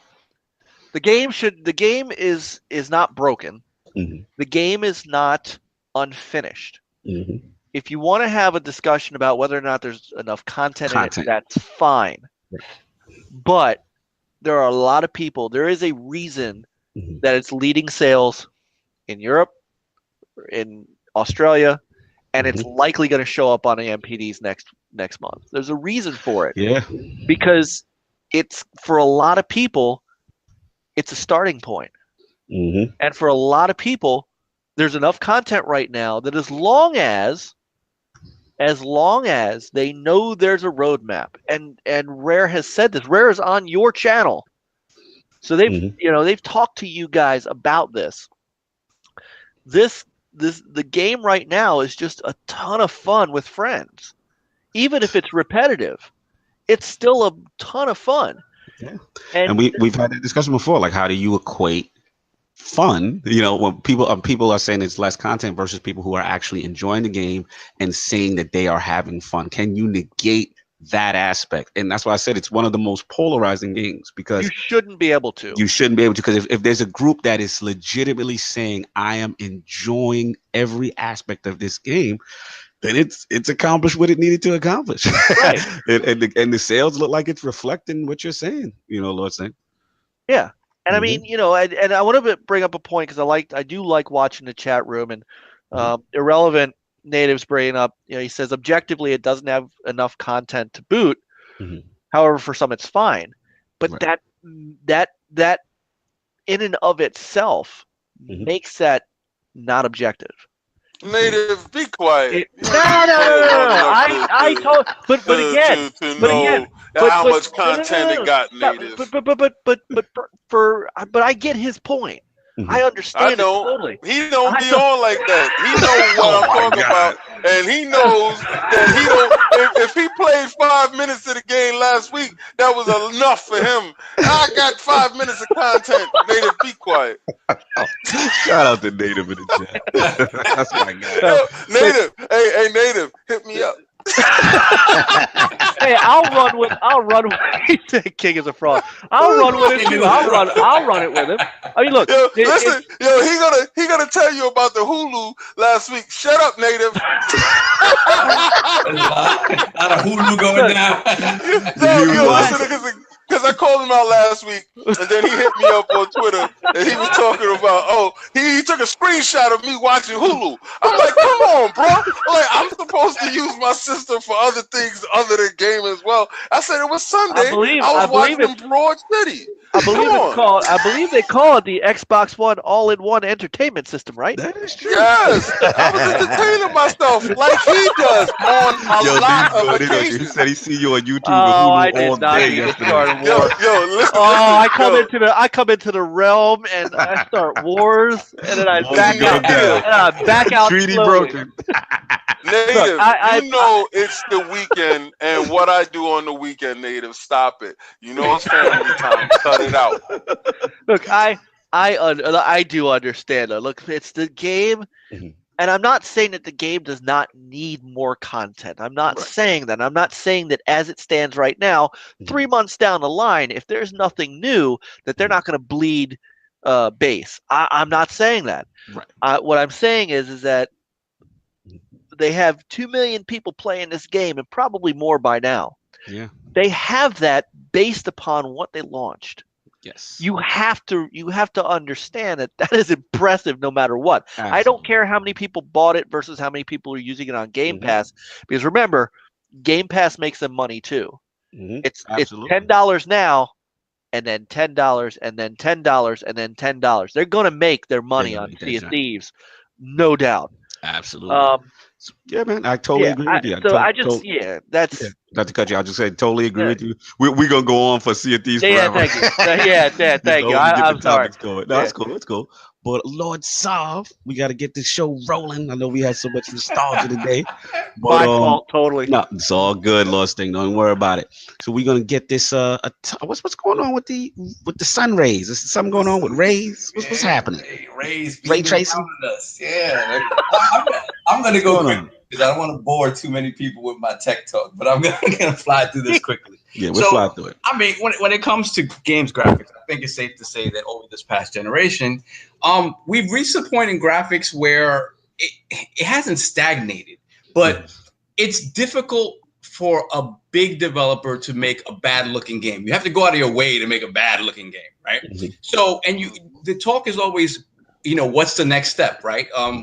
With PSVR, it's a different route that people have taken in terms of expanding what video games can be, right? In terms of graphics, we haven't seen that big jump that we saw when we saw from 8-bit to 16-bit, 16-bit to polygons. And we've always been looking like, what's the next step, right? So for a long time, it's been ray tracing, right? So the idea of ray tracing is that you take what ray tracing does is it renders a 3D object on the fly, in the moment, taking into account everything that could be affecting it in the surrounding environment. So it takes into account lighting, it takes into account reflections, it takes into account shadows and positioning, and it does this all real time. So what it does is present a very lifelike image. Now, the problem with this is, like I just mentioned, is it has to happen real time. So it's never really been something that's viable for gaming in this day and age, right? Gaming in this day and age is rendered in something what they call rasterization. Rasterization is a technique that basically takes 3D information and makes it 2D to be displayed on your screen, right? And then all the shadow information, reflection information, all that stuff is added afterwards, right? So the problem with that is that though it makes it easier for the systems that we have and own today to be able to do that, it requires a bunch of different techniques happening at the same time. Whereas ray tracing, although it's very compute intensive, it requires a beast of a machine to do in real time. It all happens on the fly. None of that has to be computed outside. There's no other algorithm that's needed. The technique itself handles all of it, and to great effect. So to this point, it's only really been used in movies, right? If we look at our favorite movies today, the Avengers movies in the MCU, exactly, they used them. Exactly, like any movies with big effects in this day and age can use them because, again, they use them for a specific frame, right? It's something that's recorded, it's put on, it's digitized, and it's not something that has to happen real time. So they can take the time that they need to make those effects look fantastic, and it's not something that taxes the system, so to speak. For gaming, ray tracing has been around for a long time. Like ray tracing was introduced in like 2011, right, by Intel. Exactly. Yeah, you're right. And then it was even talked about when it came to, and it goes back to this cloud discussion about utilizing the cloud to off-put this sort of stuff, this sort of high computation stuff, so that you don't have to do it locally, right? And it was talked about back on like the iPad 2. And telephones were finally getting to the point where they could display these high-end graphics, right? So at this past GDC, Microsoft introduced what they call DXR, and along with Intel. And basically what DXR is the first time you're implementing DirectX tools. Ray tracing tools into DirectX 12. It's going to be part and parcel with the DX12 API, meaning that moving forward, it technically every game that utilizes DX12, which is basically any high-end AAA game coming down the pipeline, is going to be using it in some way, shape, or form. They kind of announced it in conjunction with NVIDIA, indicating that NVIDIA has their own set of specific tools for this that they're going to be using in their new Volta GPUs, right? Gotcha. Now, all of this stuff is fantastic. If you guys have looked at anything having to do with ray tracing, you see that the Captain Phasma, I think it's Unreal. I don't know if it's Unity or Unreal demo. You can see that the next step is, lifelike images, like stuff that looks like we're watching an actual movie. For a long time, it was, does it look like Pixar? Right. And I think we've gotten almost to the point where we've passed that. Right.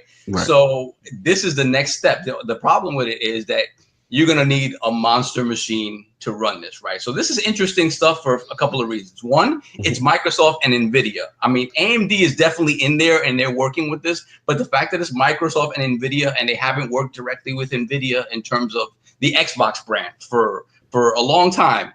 It's interesting to think about what can happen moving forward on the Xbox side of things. Are they going to be partnering with them, or is AMD going to continue their partnership with PlayStation and with Xbox moving forward in the console space? So let me ask you a quick question, Soph. So as of right now, who is it baked in with hardware-wise? Is it NVIDIA? No, I mean hardware-wise, AMD has a software solution for us.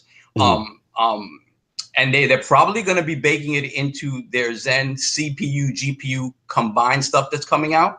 So in all likelihood, it's going to be baked in at the metal level there. Again, like I said, with NVIDIA, it's the RTX.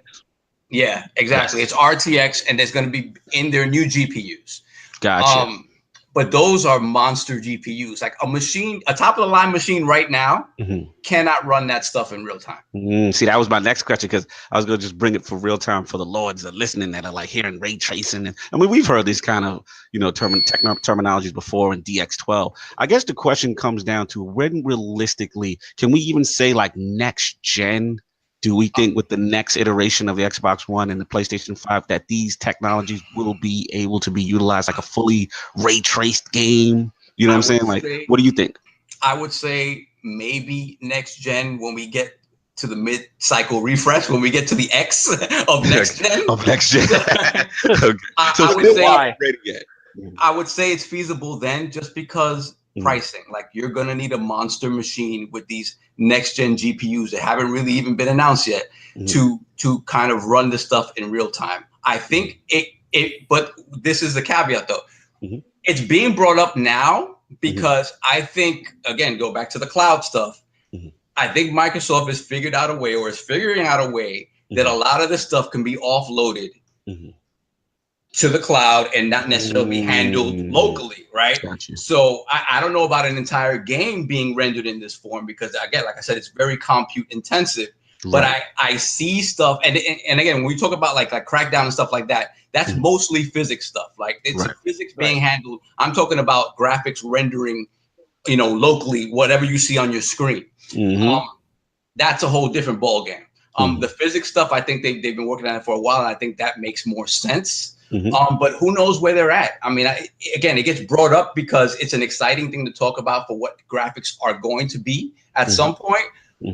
But I think they're kind of holding their cards close to their chest, and I think they're closer in some respects than others. But like, I still don't see it being viable in a console for quite some time, just because of, again, form factor. You need to shrink this stuff down, and price. Gotcha. I think 500 is the ceiling, and that's it's going to be hard to give a system. Especially, when we're talking about maybe looking at next gen stuff, 2019, 2020, I don't see it, but you never know. You never know. I will say this, they'll be the first ones to do it. Above Sony, above, of course, Nintendo. You don't think Grandpa Nintendo's up on Raytracing? Yeah, Nintendo didn't even get up to 4K yet. Leave them alone. Stop bothering Nintendo. Look, King, I know you've been championing this tech to me, this information to me for some time. You put me schooling me. So what do you think about what was shown in demos of GDC stuff? Where you at with this whole ray tracing? Well, as I watched the whole GDC, was super all over that stuff. It was incredible. I like the way that Microsoft is pushing the narrative. Did you see the new commercial from the Xbox One X? I'm gonna shoot that over to you. It's what I told you Phil was doing. I love Phil, silent assassin. He's playing chess, not checkers. Your Lord and Savior. Yeah, man. I gotta put the hand up, and I gotta tell you, man, we are in church when Phil is in session, and Phil is playing this game, man. He's playing this game, and he's playing it to win. The power narrative is fantastic, and he gives you little breadcrumbs. Okay, so he allows little stuff to come out, and the ray tracing. He's like, yo, listen, man, we're pioneering this stuff, and they're like, yeah, okay, we heard about that before. He said, hold on.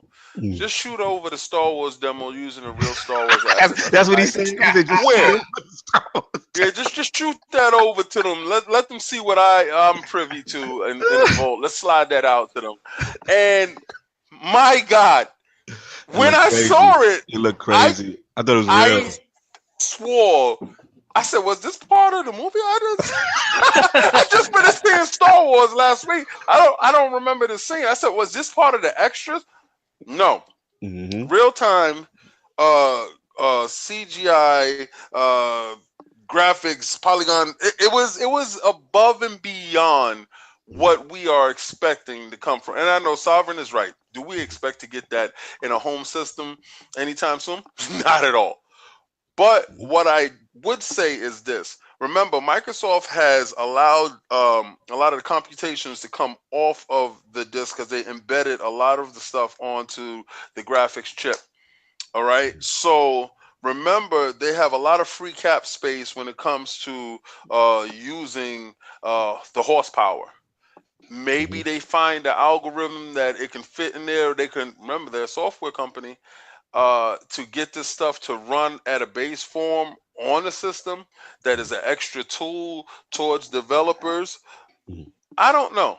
From my understanding, they can run it on. Obviously, there's some aspects that it can be implemented. Not like I guess the full way. Not From fully, right? Yeah, like there still be like part rasterization, part ray tracing and stuff like that. And that makes sense. Like when it comes to like if when you're rendering buildings and stuff like that, right? If you're not doing something that's destructible in the moment, then maybe the building can be rendered that way and you're gonna see like crazy shadows and crazy textures on the building because there's nothing going on with that building in that scene in that moment that requires it to have to be rasterized.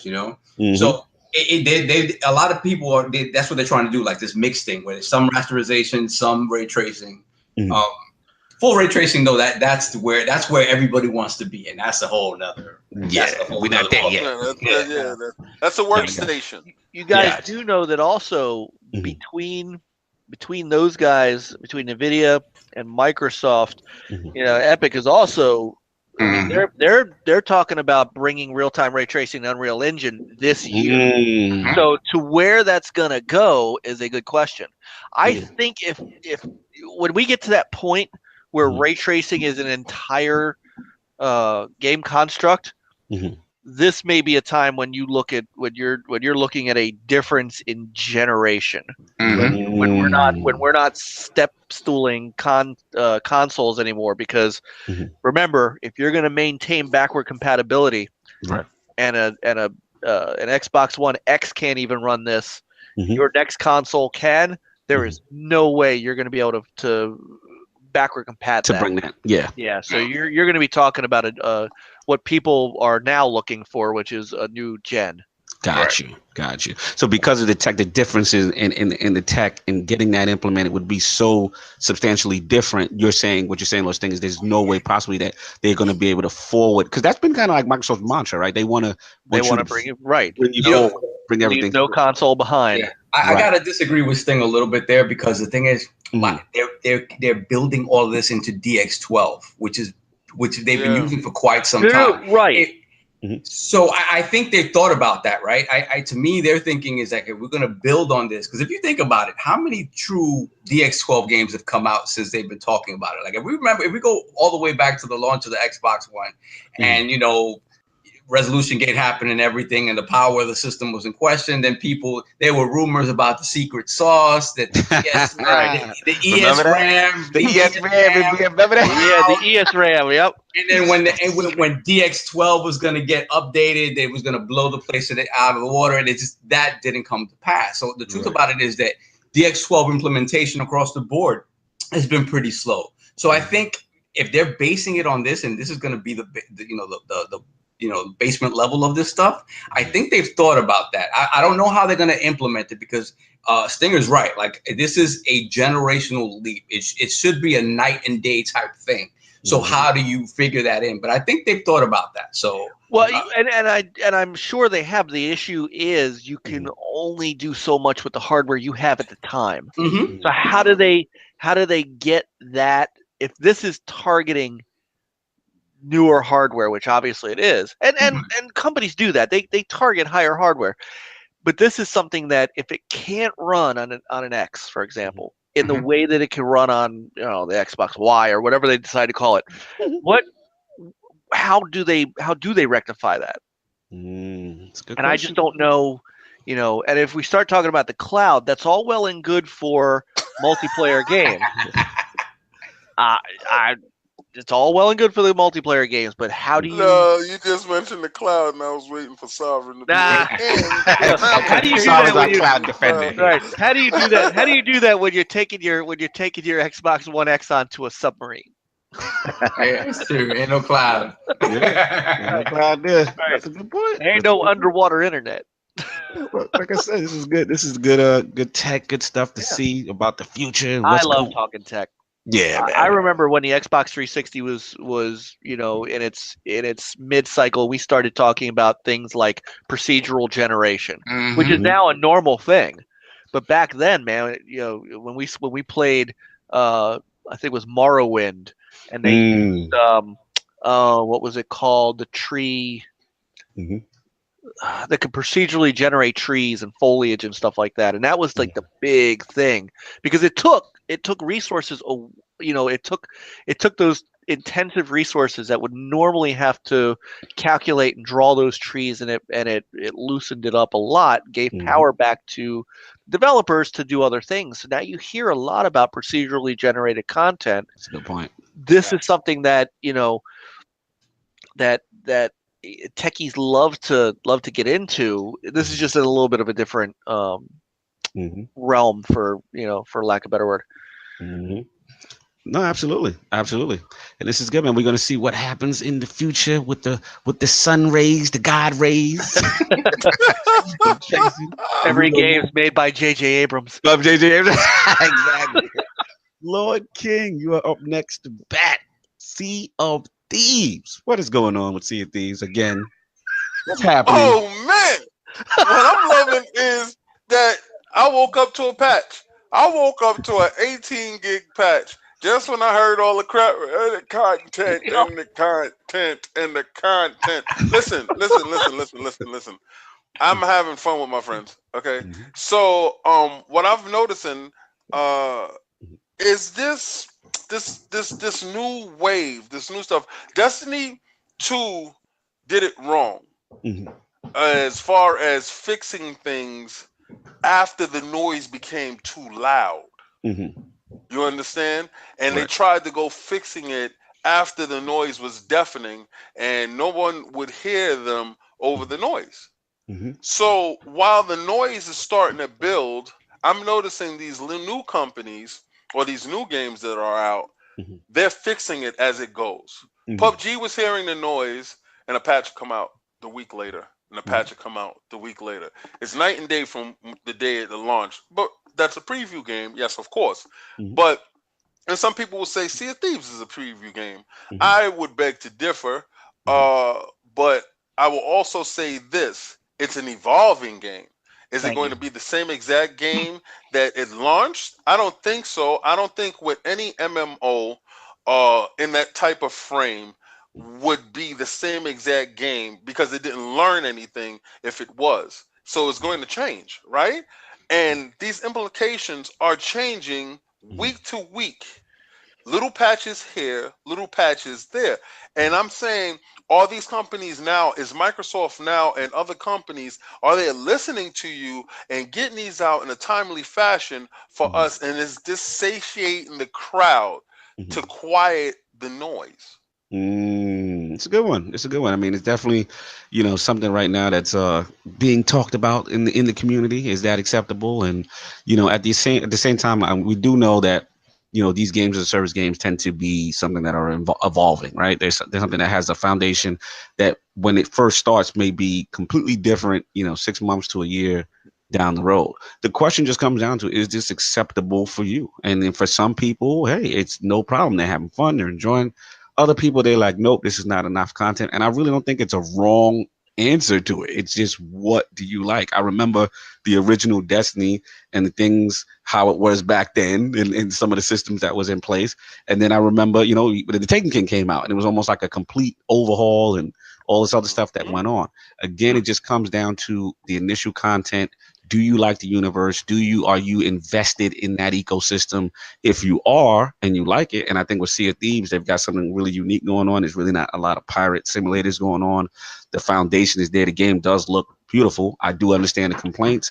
There's not enough content, or there's maybe just the fetch quests are repetitive, blah, blah, blah. It's on you, so it's up to you if you want to stick around with it. What do you feel, Lord Sting and Lord Sav? Sting, I'll let you go first. Oh, thanks.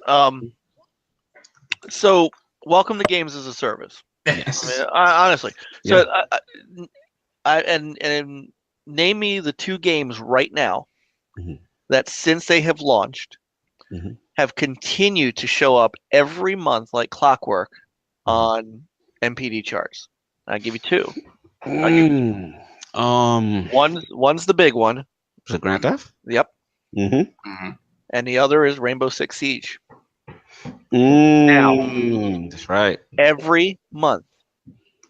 These are games that that start out in one position and evolve over time. And you can say what you want about Grand Theft Auto, but Rockstar has perfected the ability to drop content into that game and keep people going to an extent I've never seen before.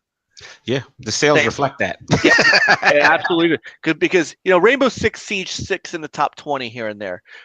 Grand Theft Auto is routinely in the top 10. And they just introduced racing. They just introduced outright, just straight up racing to the game for the online. Yep. Rainbow Six evolved over time from being just a very generic multiplayer, non-single player game to an amazing experience that continues to add. And, even though these games don't show up themselves, you have to credit games like The Division for doing the same thing. So The Division was pretty shallow too at first. You had the Dark Zone, you had the main game, but it was still the same thing over and over and over. You ran into PvE stuff, you got in the Dark Zone, and you kind of battled it out with other people. But it's what they bring to the table post-launch that continues to have people playing it. Right. This is where Sea of Thieves is. This is where we're at the beginning of this adventure with Sea of Thieves, and it's up to Rare to add that content, and if they don't, they will suffer. But this is the judgment.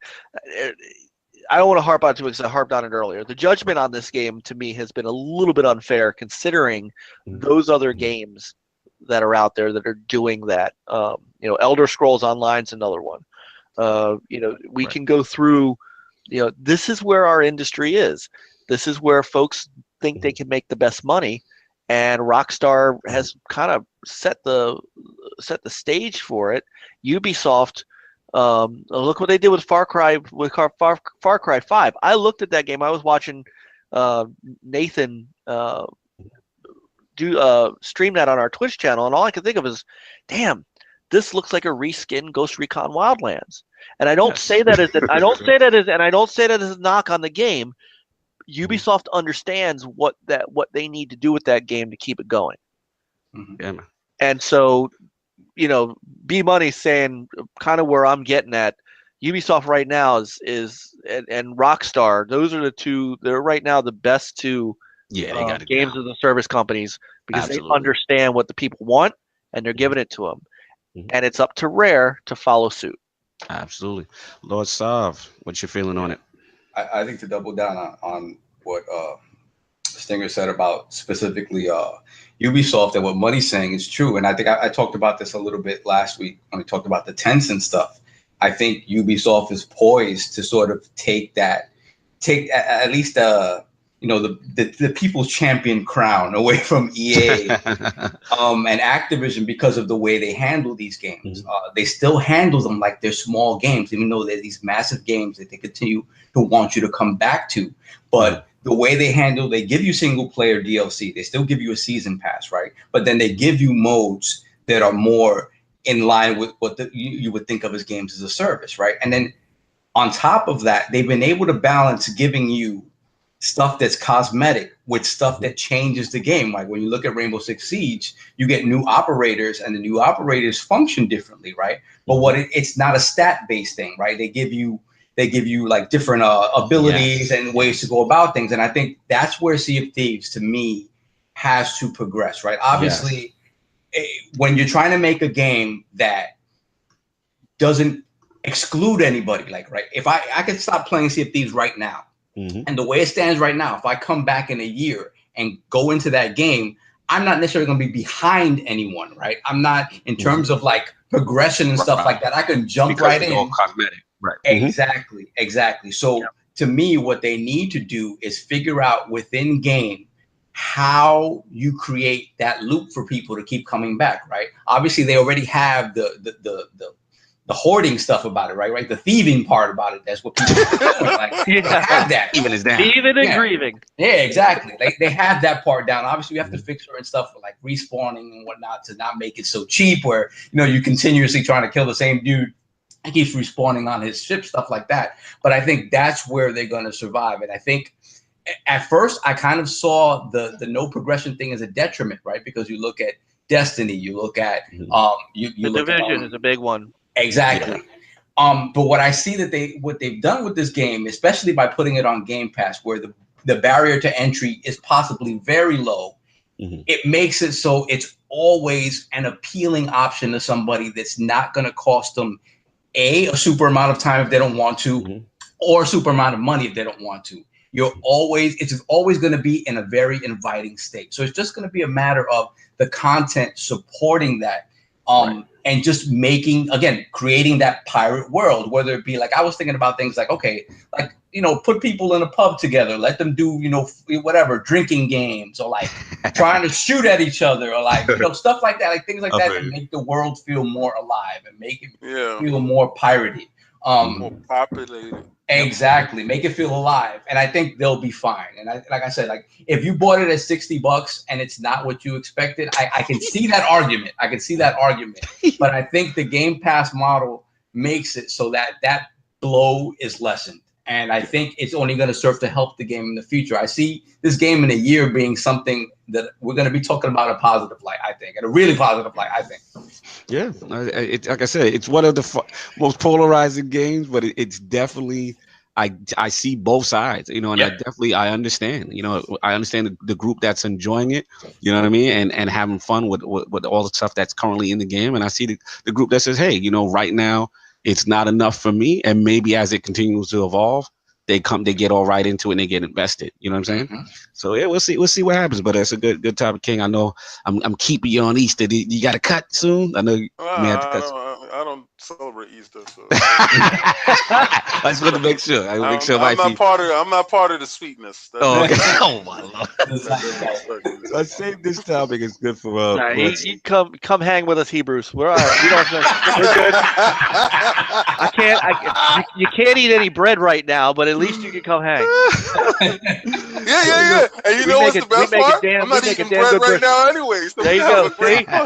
See, my tribesman. There we go. Hey, we make a great brisket. Come on in. There it is. Moving right along. I saved this topic actually for Lord Sting. He's in the building, and I figured he would appreciate this. And also want to shout out to our Lord Editor, Lord Sam Tolbert. He's got a great article right now up on it, and it's the Atari VCS. The details have been revealed for the new Atari retro theme box.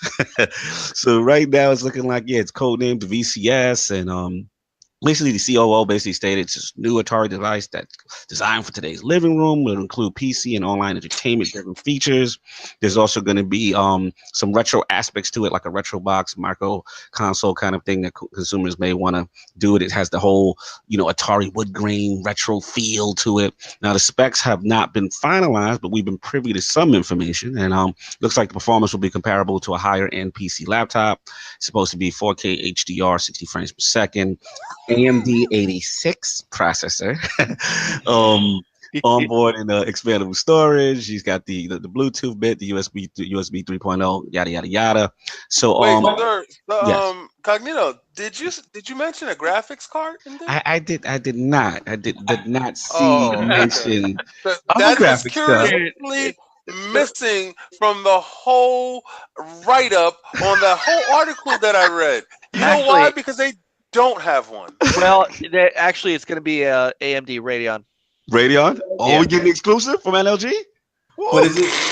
But Stinger, is it an SoC like everything, like a console, or is it going to be from the look of it, it's going to have to be. I mean, this thing is tiny. Right. I don't know how it can. Supposedly that's all that was bled out. And that's actually not an NLG exclusive. That came from CNET. But they don't. But that's all. The only other thing that we know, which may drive a lot of the headroom down, is it's going to run Linux. Yes. Yes, that I definitely, and it's definitely supposed to be, when people ask about, what type of content will be, the games and stuff like that, will it be mostly retro? It's So they said gonna it's supposed to be. be a variety of them. It's supposed to be, the retro content from Atari reimagined classics, and supposedly they're working with game developers and content creators, looking forward to sharing more details as they come soon. So My from what, hand is swinging in the air. My hand is okay, swinging in the air. Lord King, based on the information that we have heard thus far, what are your feelings about the Atari VCS? There's no place in this world for it. All right. Not I don't wrong. know why they didn't just make a somebody. Y'all are a series of terrible decisions. Like somebody over there is in control, and he needs to be put away. Straight jacket around him. Get him out of the room. I really from the debacle from ET. It all started with ET. This is where it went downhill from ET. Like when we found out about y'all burying cartridges, that let you know it was no returning. You've been trying to get your foot back in the door. Nobody wants you in the living room. It's over. All right. So this is good old Atari. No, it's good old Atari.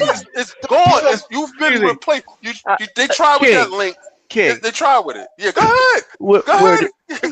Where did you learn to fly? No, you didn't. See, this is what I'm talking. You are part of understanding a series of terrible choices. Now, Sting said he heard that there's a GPU inside the box. I heard there's not. So, I'm telling you this. Scrap all of this crap. Scrap it. Scrap this vaporware. Put this away. Sell controllers for your app. Make an app to play retro Atari games. This is where your money is at, right? Make an app for retro Atari games, put it on everybody's system, and sell controllers. Sell controllers that work with your games, and you can come out with some little marketing technique about it. Works best with an old school Atari controller. I don't care how you spin it. Do not put this crap out here. Nobody's buying it. You don't see it as a place because they said that they see it as a place that parents want their kids to play Netflix and watch Netflix and stuff like that. So this is going to be where literally the PC for your TV, where the screen is your main interface. Shady Acres is a place where old gamers go to die. All right, I'm telling you this right now. This is your death package. That's your death package. They give you that when you're on your way out. Do not take that severance package. Stay far away from the Atari VCS. It's over. You're not capturing the magic. Somebody in here is the guy handing it to you has a black robe and a sickle. It's the death package. Stay away. It's not viable. It's not you know what? And they say they like to tell you stuff like 4K, 60 frames per second. They heard somebody else say it. Don't listen to them. Well, of course, Missile Command can run at that. I mean, you have no respect. You don't put respect on Atari name, kid. You can't be doing this. Okay, you know what? I'm a break it down this way. Stinger, are you buying it? The Lemony Snicket console? No. All right, look. Hold on. Good. The nostalgia hit me for about 5 minutes, and I mean, then common sense walked in the door. Tell common sense I said hello. Right, and you have to part with $200. Are you buying it? Not a chance. All right. See, that's Sovereign. Are you buying it? Not at $200. I don't give me a price that you'll purchase it at. What if they announce like you getting every? I don't care. Would you buy it? You gave yourself the stipulations. Would you buy it? It depends on that price. If they talking over 250, Nah, I can't. What's a price that you will purchase? $49.99. Yeah, like it gotta be. But see, the problem is they've already locked themselves into this PC ecosystem kind of a deal. So it's like $49.99, right? And You purchase at $49, right? And someone has to remaster ET. 4K HDR ET. When you are 7 years old, that game is great. When you are, you literally fell in the hole and you couldn't get out. Stop that! I have horrid nightmares about that game. I purchased that game. All right. I'm sorry. Hey, you don't want that 64-bit 4K. You said. Wait a minute. Hold on. We did the math back then. Back then it was 64. We did the math, and except for Tempest 2000, yes. That now. That was 16-bit system. It was not. No. That was better. It was stacked on top of each other. Break it down, Stig. Break it down. No, there were like 2.5 good games for the Jaguar. Oh no. There was horror stories about that system. Yeah, there was Tempest 2000. Was it Alien vs Predator, right? Alien vs Predator, which was unbelievable, and Defender 2000. Did you see what Aliens vs Predator looks like right now, Stinger? Certain games hold up over time. Did you go back to really look at what it is? I thought we were starving. You know how when you're sitting at a table and nobody feeds you, they've been feeding you like rice grains for 2-3 years, and then they actually put a piece of bread on the table, and you're like, oh my God, it's the greatest piece of bread that I've ever had in my life.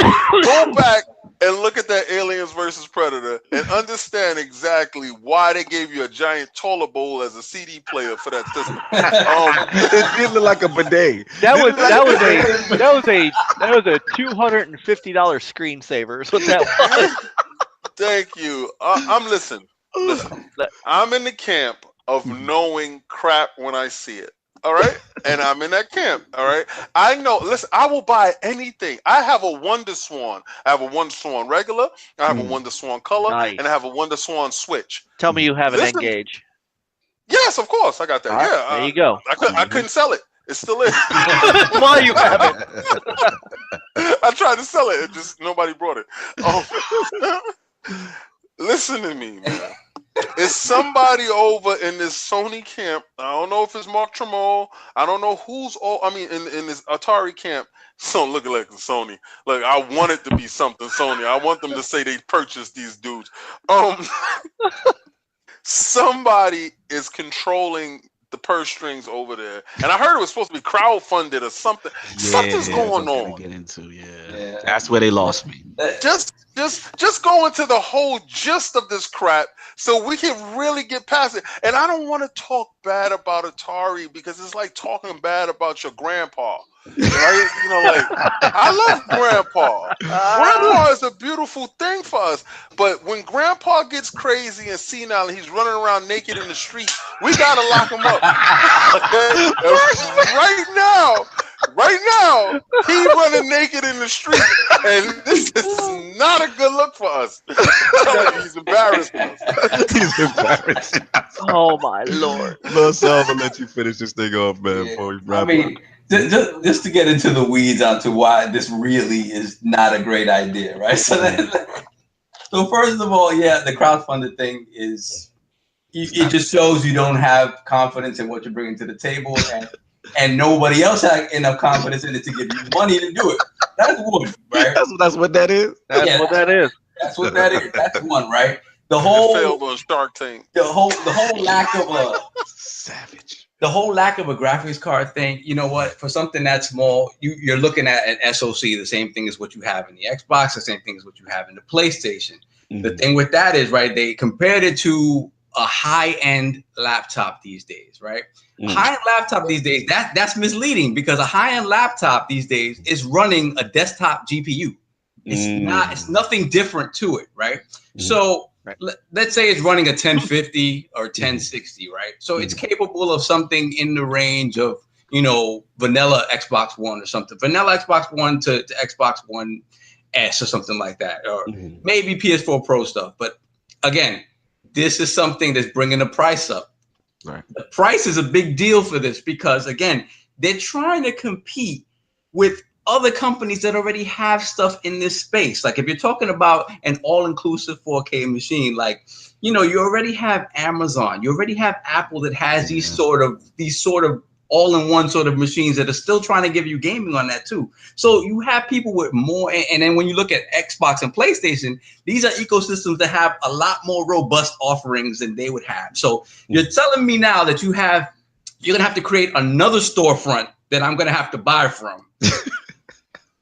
It's not happening unless you get Steam and you get Steam and you get Netflix on board and you get maybe you get Microsoft on board to have the Microsoft Store on there or something like that. Good luck with that. Like, yeah, exactly. Like it's one of those things. Like you're gonna have to convince people that from the ground up you built this thing that they should be confident in. Then you look at other stuff like, you know, like the Linux stuff is cool because it's open ended. I know they had something where they were gonna let people like a sandbox, so to speak, where they were gonna let people like make homebrew and stuff like that. Yeah, that's cool. But that leaves you wide open to blowing everything out and like and being a PSP and like people modding it left and right. So I mean, there's so much stuff there. To be honest, man, this is what they needed to do.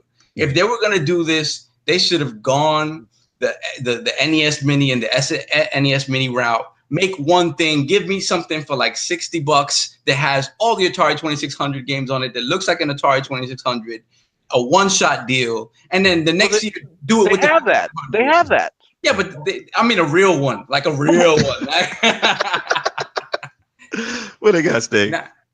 They got the anniversary edition. They do have that actually. No, I'm serious. You can buy. It's called the Atari Flashback. You can buy it. It's got. No, we've seen these. I've seen these. The one, but it's not. Is it the console or is it just like I know that some that have the controller and the games are all in the controller? No. There's a It's called the Atari Flashback 8. It has 105 games. It's a plastic version of the console, but it's got two regular joysticks. It's an emulator like everything else. It's the same company that makes the Genesis one and the they have like a handheld version. You know, and honestly, they do make the Flashback classics for Xbox, PS4. You can get these games on a console. Console.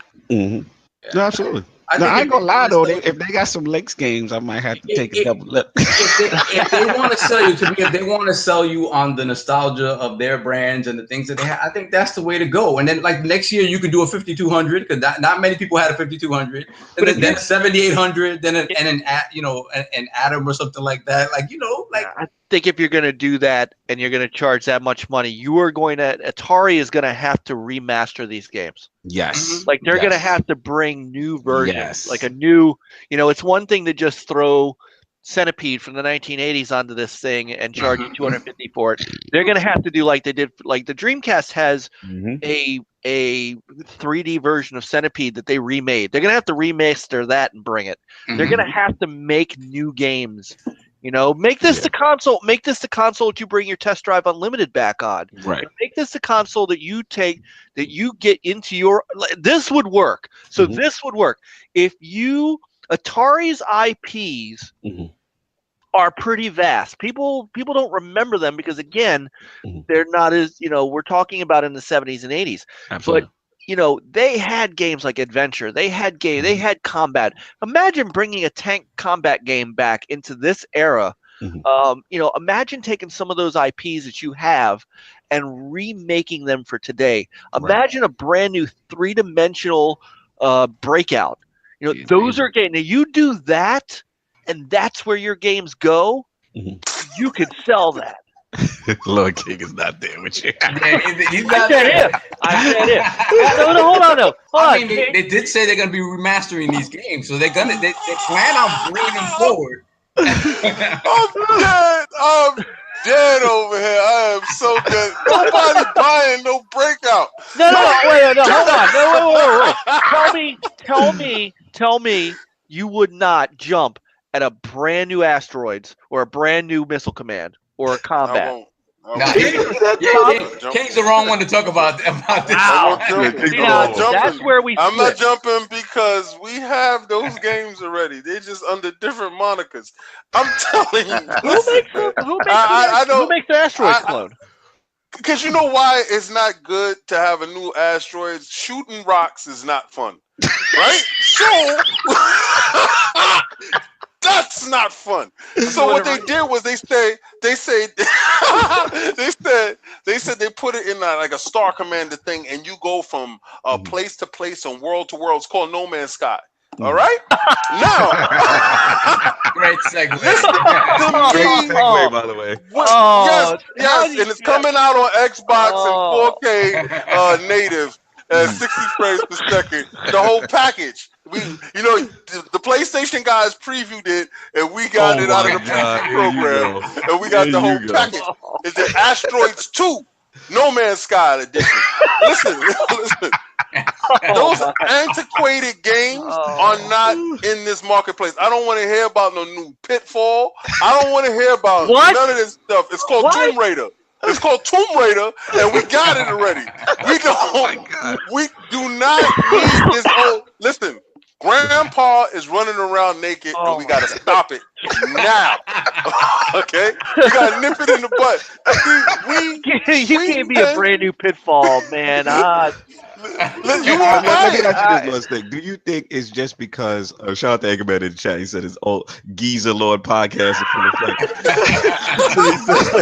the thing is, do you think, Lord, let me ask you an honest question, because Anchorman actually made me think about it, which is like, do you think because we have this close attachment to these companies and these games and these brands that we're not thinking outside the bubble, where like a younger generation, like a Lord Addict and these kids out here would not even care less? These titles would not even have that same meaning to them. Do you think that maybe we may be kind of living in a vacuum a little bit?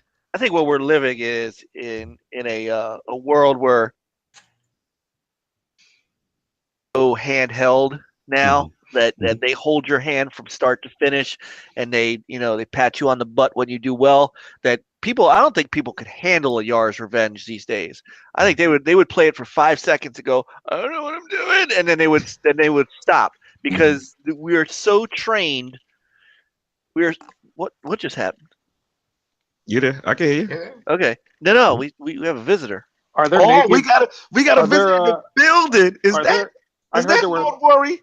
I heard there were naked grandpas here.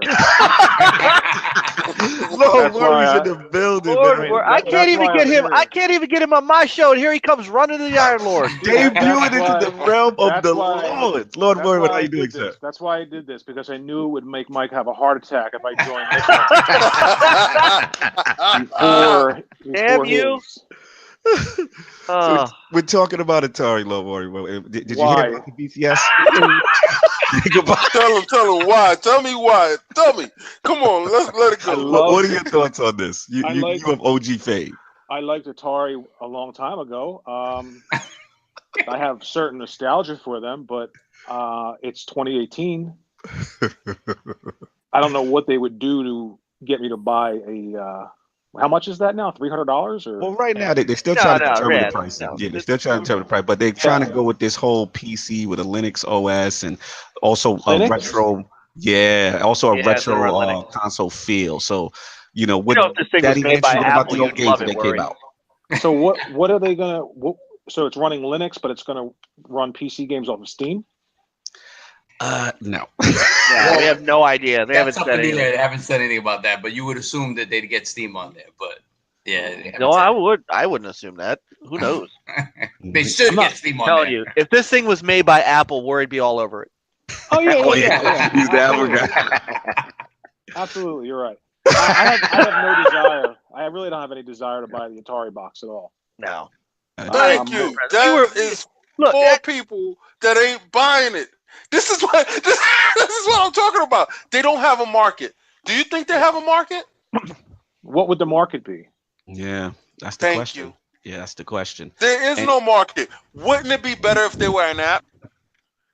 Yeah, it makes perfect sense. Well, The app. there is an Atari app where you could play all the old games if you download the app on Android, Apple, iOS, whatever you have it on. They have that.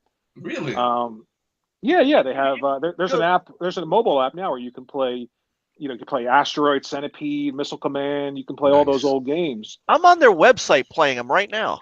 Yeah, Atari.com. So what would be the point of buying a box to play them then? Thank you. That's a good point. My point was remaking it. If they were wanting to be successful, if they wanted a formula to be successful with Sell me on that. they would have to dip into their catalog and remake some of these games. We talk about we don't want old games, and yet we talk about we don't want old games, yet we're buying the latest Tomb Raider anyway. How old is Tomb Raider? But it's not. It's not Tomb Raider from PS1. It's a brand new Tomb Raider. Mm-hmm. Right. It's not Atari old though. How would you make a brand new Centipede? Well, so in the Dreamcast day, they did it by turning it into a 3D game. Okay. Mm-hmm. I don't know. It doesn't sound like it would work to me to play a Centipede or a Missile Command or. Well, let me ask you this, Lil Worry. What about from a standpoint of just if they came from the standpoint of just attacking? Well, hold on. Before you ask me that, I'll tell you what will work, Stinger. I'll tell you what absolutely will work for Atari if they do this. If you can buy an Atari box and it comes with a naked grandfather, it's a day one buy. You made me happy. Listen, and then what you do is you open the front door and just let them run down the block, nigga. Right. Because when you're old, you can do whatever you want. Nobody cares. Nobody cares, right?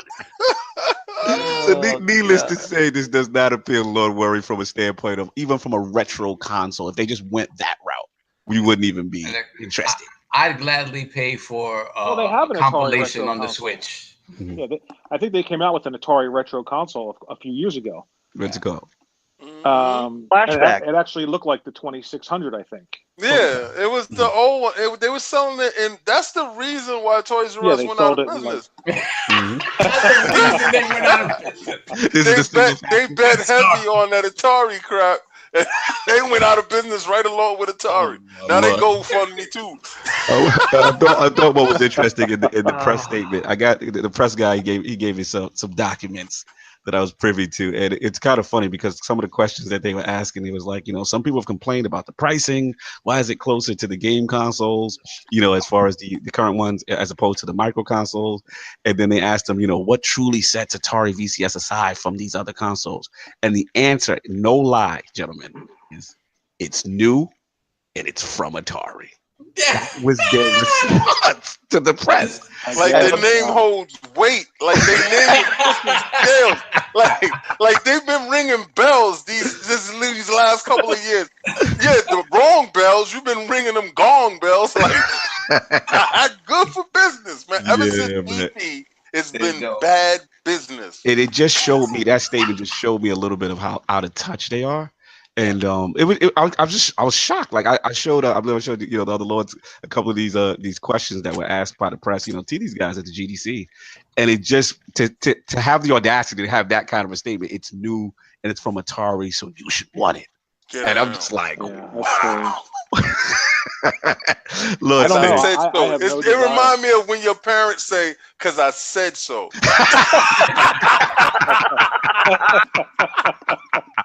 Lord Stig, what do you feel about Atari's new attitude coming out? Stig, you there? Who you asking? I'm asking Stig. Stinger. Yeah, he's still there? Oh, we lost him for a little bit. He got trapped in Atari world. He got stuck in his. I think he's muted. I think he muted himself. I was told that I was muted. There you go. Yeah. Apparently, though, you guys didn't like me talking about Atari because I said you have been muted. What did you feel about that statement? Guys, we're old and we suck now, so please, buy our stuff. Of course they're gonna do that. Everybody does that. Look, they're going to play on their nostalgia. I get it. My point wasn't that I'm going to buy this thing because I'm expecting them to do this. I was asking the simple question of, would you want I was saying that Atari's strategy to work. For Atari strategy to work, they've got to dip into that catalog and remake these games for a modern time. I'm not saying that they could just put Missile Command and Lunar Lander on this thing and go to town. I'm saying that they would have to do what they did. Like I said, I use Centipede as the example. When the Dreamcast came out, they brought Centipede out. They didn't just throw Centipede on the screen. They made it a 3D adventure game that was a little more open world. It was, you did things. You didn't just shoot at stuff coming at you. Right. That's the kind of thing that they would have to figure out how to do for a modern console if they were going to try to make that work in this market. Otherwise, I'm with Lord King. We don't have there's no place in the. I have a question. Go ahead, Warren. Because I'm not really up on what they're doing. Is Atari trying to be relevant in the modern console space, or are they just trying to make a nostalgic console that you can also maybe play some PC games on?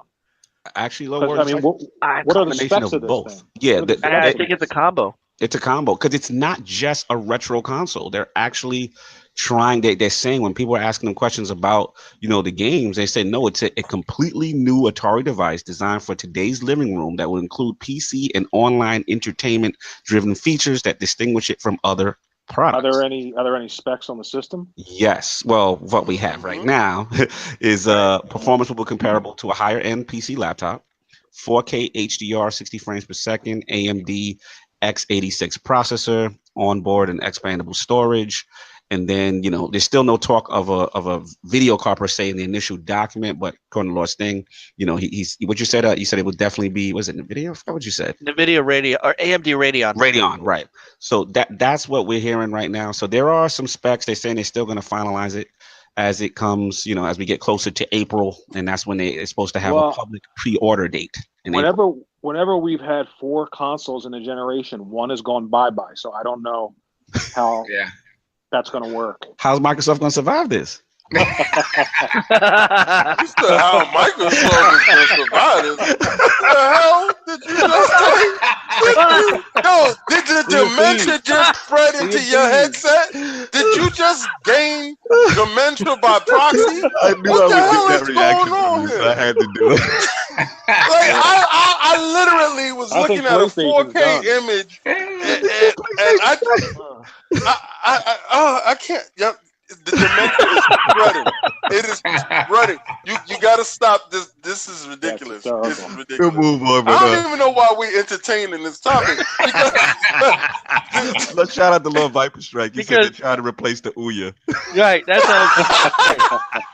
because it's Atari, and you'll put that respect in that name. That's right. That's what they said. Put that respect on it. They haven't put respect on their name since ET. Don't leave that alone.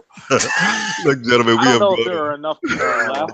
But, how Nintendo comes out with their retro consoles, and older people in gaming now still remember the old Nintendo games, and they do well. I don't know if there are enough older people who are going to see Atari and back it. I don't know. That demographic may be gone already, huh, Lord Warren? Yeah, we're ready to die now. They might see that package and start running naked because that's the guest package. And on that note, naked grandpa and all games are off. All bets are off.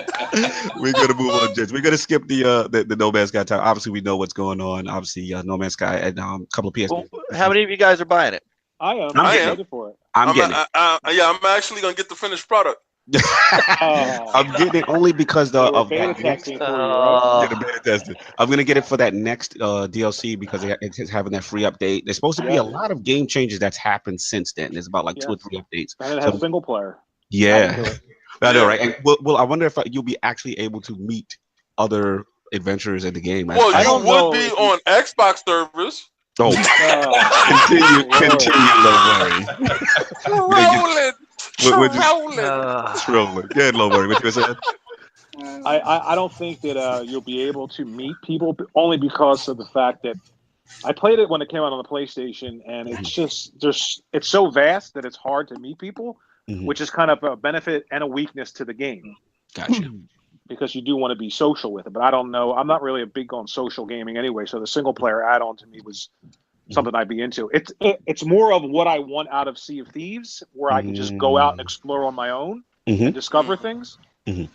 So I'm a little bit more excited for that I'm on actually the Xbox. I agree. I'm actually interested. Lord Sting, what you feeling on it? You interested? I'm not sure. I mean, I didn't bite on it on the PlayStation. I wasn't. It seemed like a walking flying simulator, and Yeah, I wasn't keen on it then. I'm not sure I'm keen on it now. Okay. I think if you really wanted to make this work for me, I'd after a couple months I might put it in Game Pass. You put it in Game Pass, I'd give it a look. It'll be there. It'll be That's there. a good point. That's actually a good point. What if Lord the launch Soft, is there?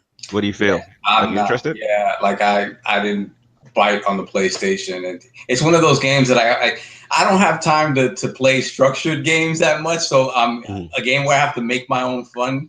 Kind of Just it's not hard doing it. for me to get into, but I may have it by proxy anyway because I think Kaibatsu's getting it. Yeah, Yes. Kaibatsu's probably gonna get it. Yeah. So Lord King, are you happy that the beta testing period's over? Yeah, listen, I don't game share, so I don't get the benefit of all the free stuff. But what I do is I sit back and I watch and I listen to all the stuff that people talk about. And the game did have me excited for the PlayStation. And then once the game came out and embargo lifted and they said they didn't find a single soul playing the game, I said, well, maybe there's no one that purchased the game. Then I was like, no, a lot of people purchased it because I've seen a lot of complaints, right? So after a period of time, I always kept my eye on the game because I was interested in the game.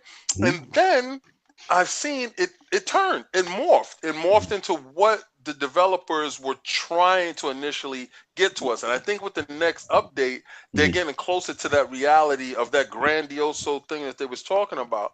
I truly believe that on different servers that actually work and that's never down. Lord, here we go. And this is not going at Sony. We all know that they're using PlayStation 2 servers. Okay, we're gonna get past that part. But what I'm saying is, now you're a proponent of power. Azure. Yeah, with the power of the cloud. Maybe we might see 2 or 3 space travelers in the galaxy, and that way it'll be worth it. I'm not gonna play a single player mode. They did add a new planet to the game for the Xbox that you can visit. The planet's called DX12. DX12. You can mine for ray tracing. Yes. I'm done with you two. I cannot have you two. Awesome. I'm with you guys. I mean, I'm definitely interested. I mean, the next thing, the DLC called Next, it actually has some stuff in there. Foundation update, Pathfinder update. We'll see. Let's see how it goes. So hopefully, I will say this: it's depending on how it's priced for me. Because if they try to $60 it, I don't know. I have to agree with Sting on It's that. out of the preview program. It's gonna be 60. You didn't get it. I don't know, man. I don't know if I can stomach 60 for it. It's still $60 on the PlayStation Network. Wow. Well, we know they don't sell it. Yeah, they're gonna sell this at full price. That's why I said if they don't put this in the Game Pass, I don't know. I don't know how well it's gonna do. Honestly, I mean, yeah, there's some people that have been pining for it. You know, like little Johnny who wrote him the letter. Oh my Lord! Oh yeah, I saw that. Yeah, please make Xbox. Please make it for Xbox and hit a home run for me. Oh my! You savage thing. Right. You know, I thought it was funny. You know, his business partner probably wrote that note. You know, exactly. There's a few people that are going to buy this because it's 4K. It's going to be HDR. It's going to be enhanced to the X. But you know, the game also launched 2 years ago? 2 years ago, yeah. I mean, how much are people really pining for this game? You are talking about games that launched almost 50 years ago, and you want to update. But their games. I'm not talking. Look, gave me a 2-year-old game and said, "I don't think I'm interested. I give up." Look, hey Mike. Can I fall into a pit in this game? Hey, if it took No Man's Sky 2 years to mature and add content to it, I'm thinking of Sea of Thieves. Yeah. Yeah. All right, so we'll see Thieves on the Technically, PS5, yes. right? Yeah, yes. You said PS5. The dementia is spreading. Somebody's grandfather is naked. Somebody, this is another naked grandpa running around. Oh God! We gotta wrap this thing up. We got a lot of people got responsibilities. But just to finish up real quick, new ILP poll this week in tune with the topic. With the recent release of the PlayStation exclusives like No Man's Sky and Hellblade now coming to the Xbox platform, does this give you extra incentive to pick them up? A, no. Been there, done that on PlayStation already. Hellblade is a great game, though. Hellblade's great. Get it. Yeah. You should play it. Yes, but only with enhancement or extra content. Or C, I don't care unless it's a bigger Sony franchise.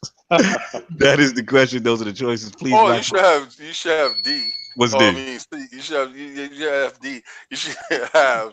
I'm getting it to spite Sony. Oh my God! Oh God! Please rock the bell and hit the ILP Twitter post out when it goes up. The views expressed by Lord King do not necessarily reflect the opinions of the ILP. Lord Stinger, an absolute pleasure in this the has been, realm. Oh my God, this has been fantastic, and if we keep going a little longer, we can hit that 3-hour mark, boys.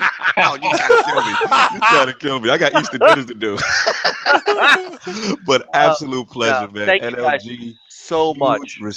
Huge respect, man. Love what you guys are doing. Love the retro stuff. Love that you're educating the youth out here about what gaming is supposed to be about. And we had to make the treaty happen. We did. Where can the fine people find you? And obviously, we know NLG. None tonight. But what's your we won't be on right. So we won't be on tonight. In out of respect for the Easter holiday and the folks who are doing what they're doing. You'll find us on Twitch mostly, which is twitch.tv/OG_NL Gaming. And we could also, if you also follow us on Twitter at OG_NL Gaming, we post a lot of that stuff there. We are on, our podcast is Sunday nights from 9 p.m. to roughly 2 in the morning. We're usually on till about 11. That's right. We need to bring the Iron Lords to our kingdom. Absolutely, Lord, that has to happen. That has to happen. Sunday is the Lord's Day. Yes, it is. We have to make that happen. Yes. Also, super shout out to Lord Worrywart in the building, man. Such a pleasure to have him on. Thank you. Huge fan of this guy. He got great opinions on Twitter, man. Love his takes on stuff. Lord Worry, where can the fine people find you? Nowhere. Don't look. I'm nowhere. His alter ego, Spiderman. I will be nowhere. I will be on Twitter, and then that's it. And that's it. Nowhere, Sky. No gamer tag. No nothing. My gamer tag, Worrywart. My dog shit channel, Worrywart. And that's about it. Which we love, man. Please follow this guy on Twitter, man. Great perspectives on gaming. This guy's been around. He knows what's going on out here. And I'm old. I can't wait for that Centipede remake. He's in line. He's first. Wait, Michael Monkey Punch. There he is. Lugo, bring back Pit Fighter. My man. I'm with that right one. There, my man. That was like first digitized kind of graphic. Oh my God, that was so good. Oh God, it was so horrid. It was good on the links too. I had it for the links too. But once again, shout out to Lord Worrywart, man. Much appreciated, man. Good to see you active out here in these gaming streets. Thank you, Lord Sovereign. Where can the people also not find you? You're also Illuminati. Where can the people not find you? Not next week. Next week I'm gonna be online. I gotta finish this away out and play some Sea of Thieves. So I'll be online next week. But big shout out to Lord Stinger and Lord Worrywart for joining us on this geriatric edition of the Iron Lord podcast. This is really a geriatric version. You have two 70-year-olds. I'm done. Oh my God. You can catch me on PSN, Xbox Live, or BX Sovereign, and I'll be online next week, man. Gotta finish this away out. Well, thank you for blessing us with your online presence. It's always a pleasure to have you as a guest on the ILP. Lord King, money making gamers. What is it? What's the joint? Getting money gamers. Getting money gamers. Your intro will be updated, Lord. It will be updated. Where can people find you? You can find me on Twitter, Facebook, Instagram, what is it? Snapchat, everything. Everything right about now.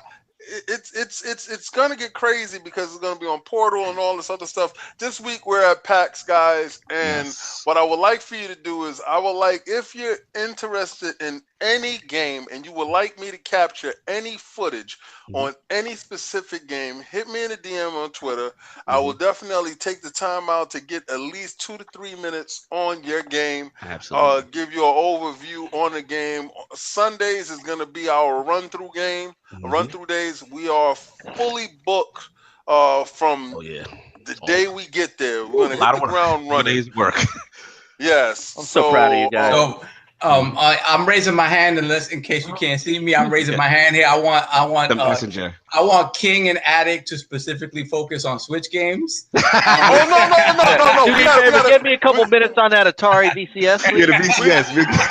Listen, if it's at the show and you inbox me, I will make a permanent note in my brain, and I will write it down. I will go to your game, and I will definitely talk about it. Actually, there's a request in the chat. Lord Viper Strike says, "King, go find and check out Lightfall." So that's the request. All right.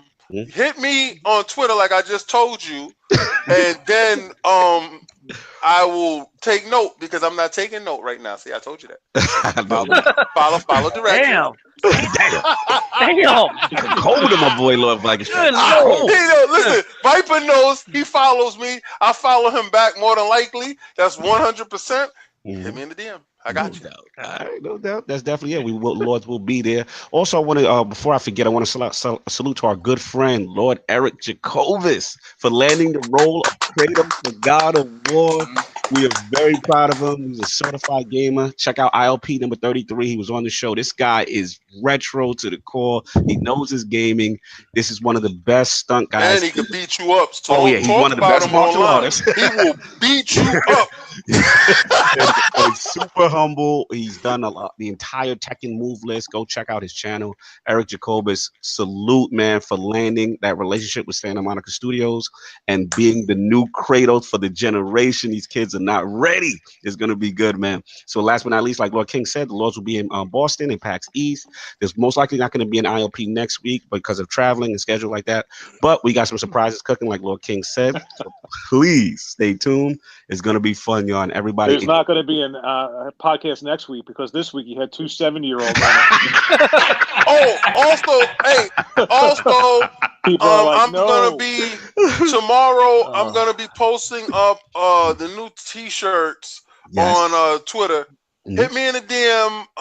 Price and stuff will be inside there. I got you.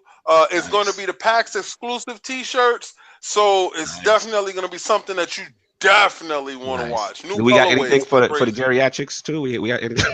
Oh yeah. We got you. Listen, we're gonna put respect everyone in the community. ILP branded depends. As you can see, my T-shirts.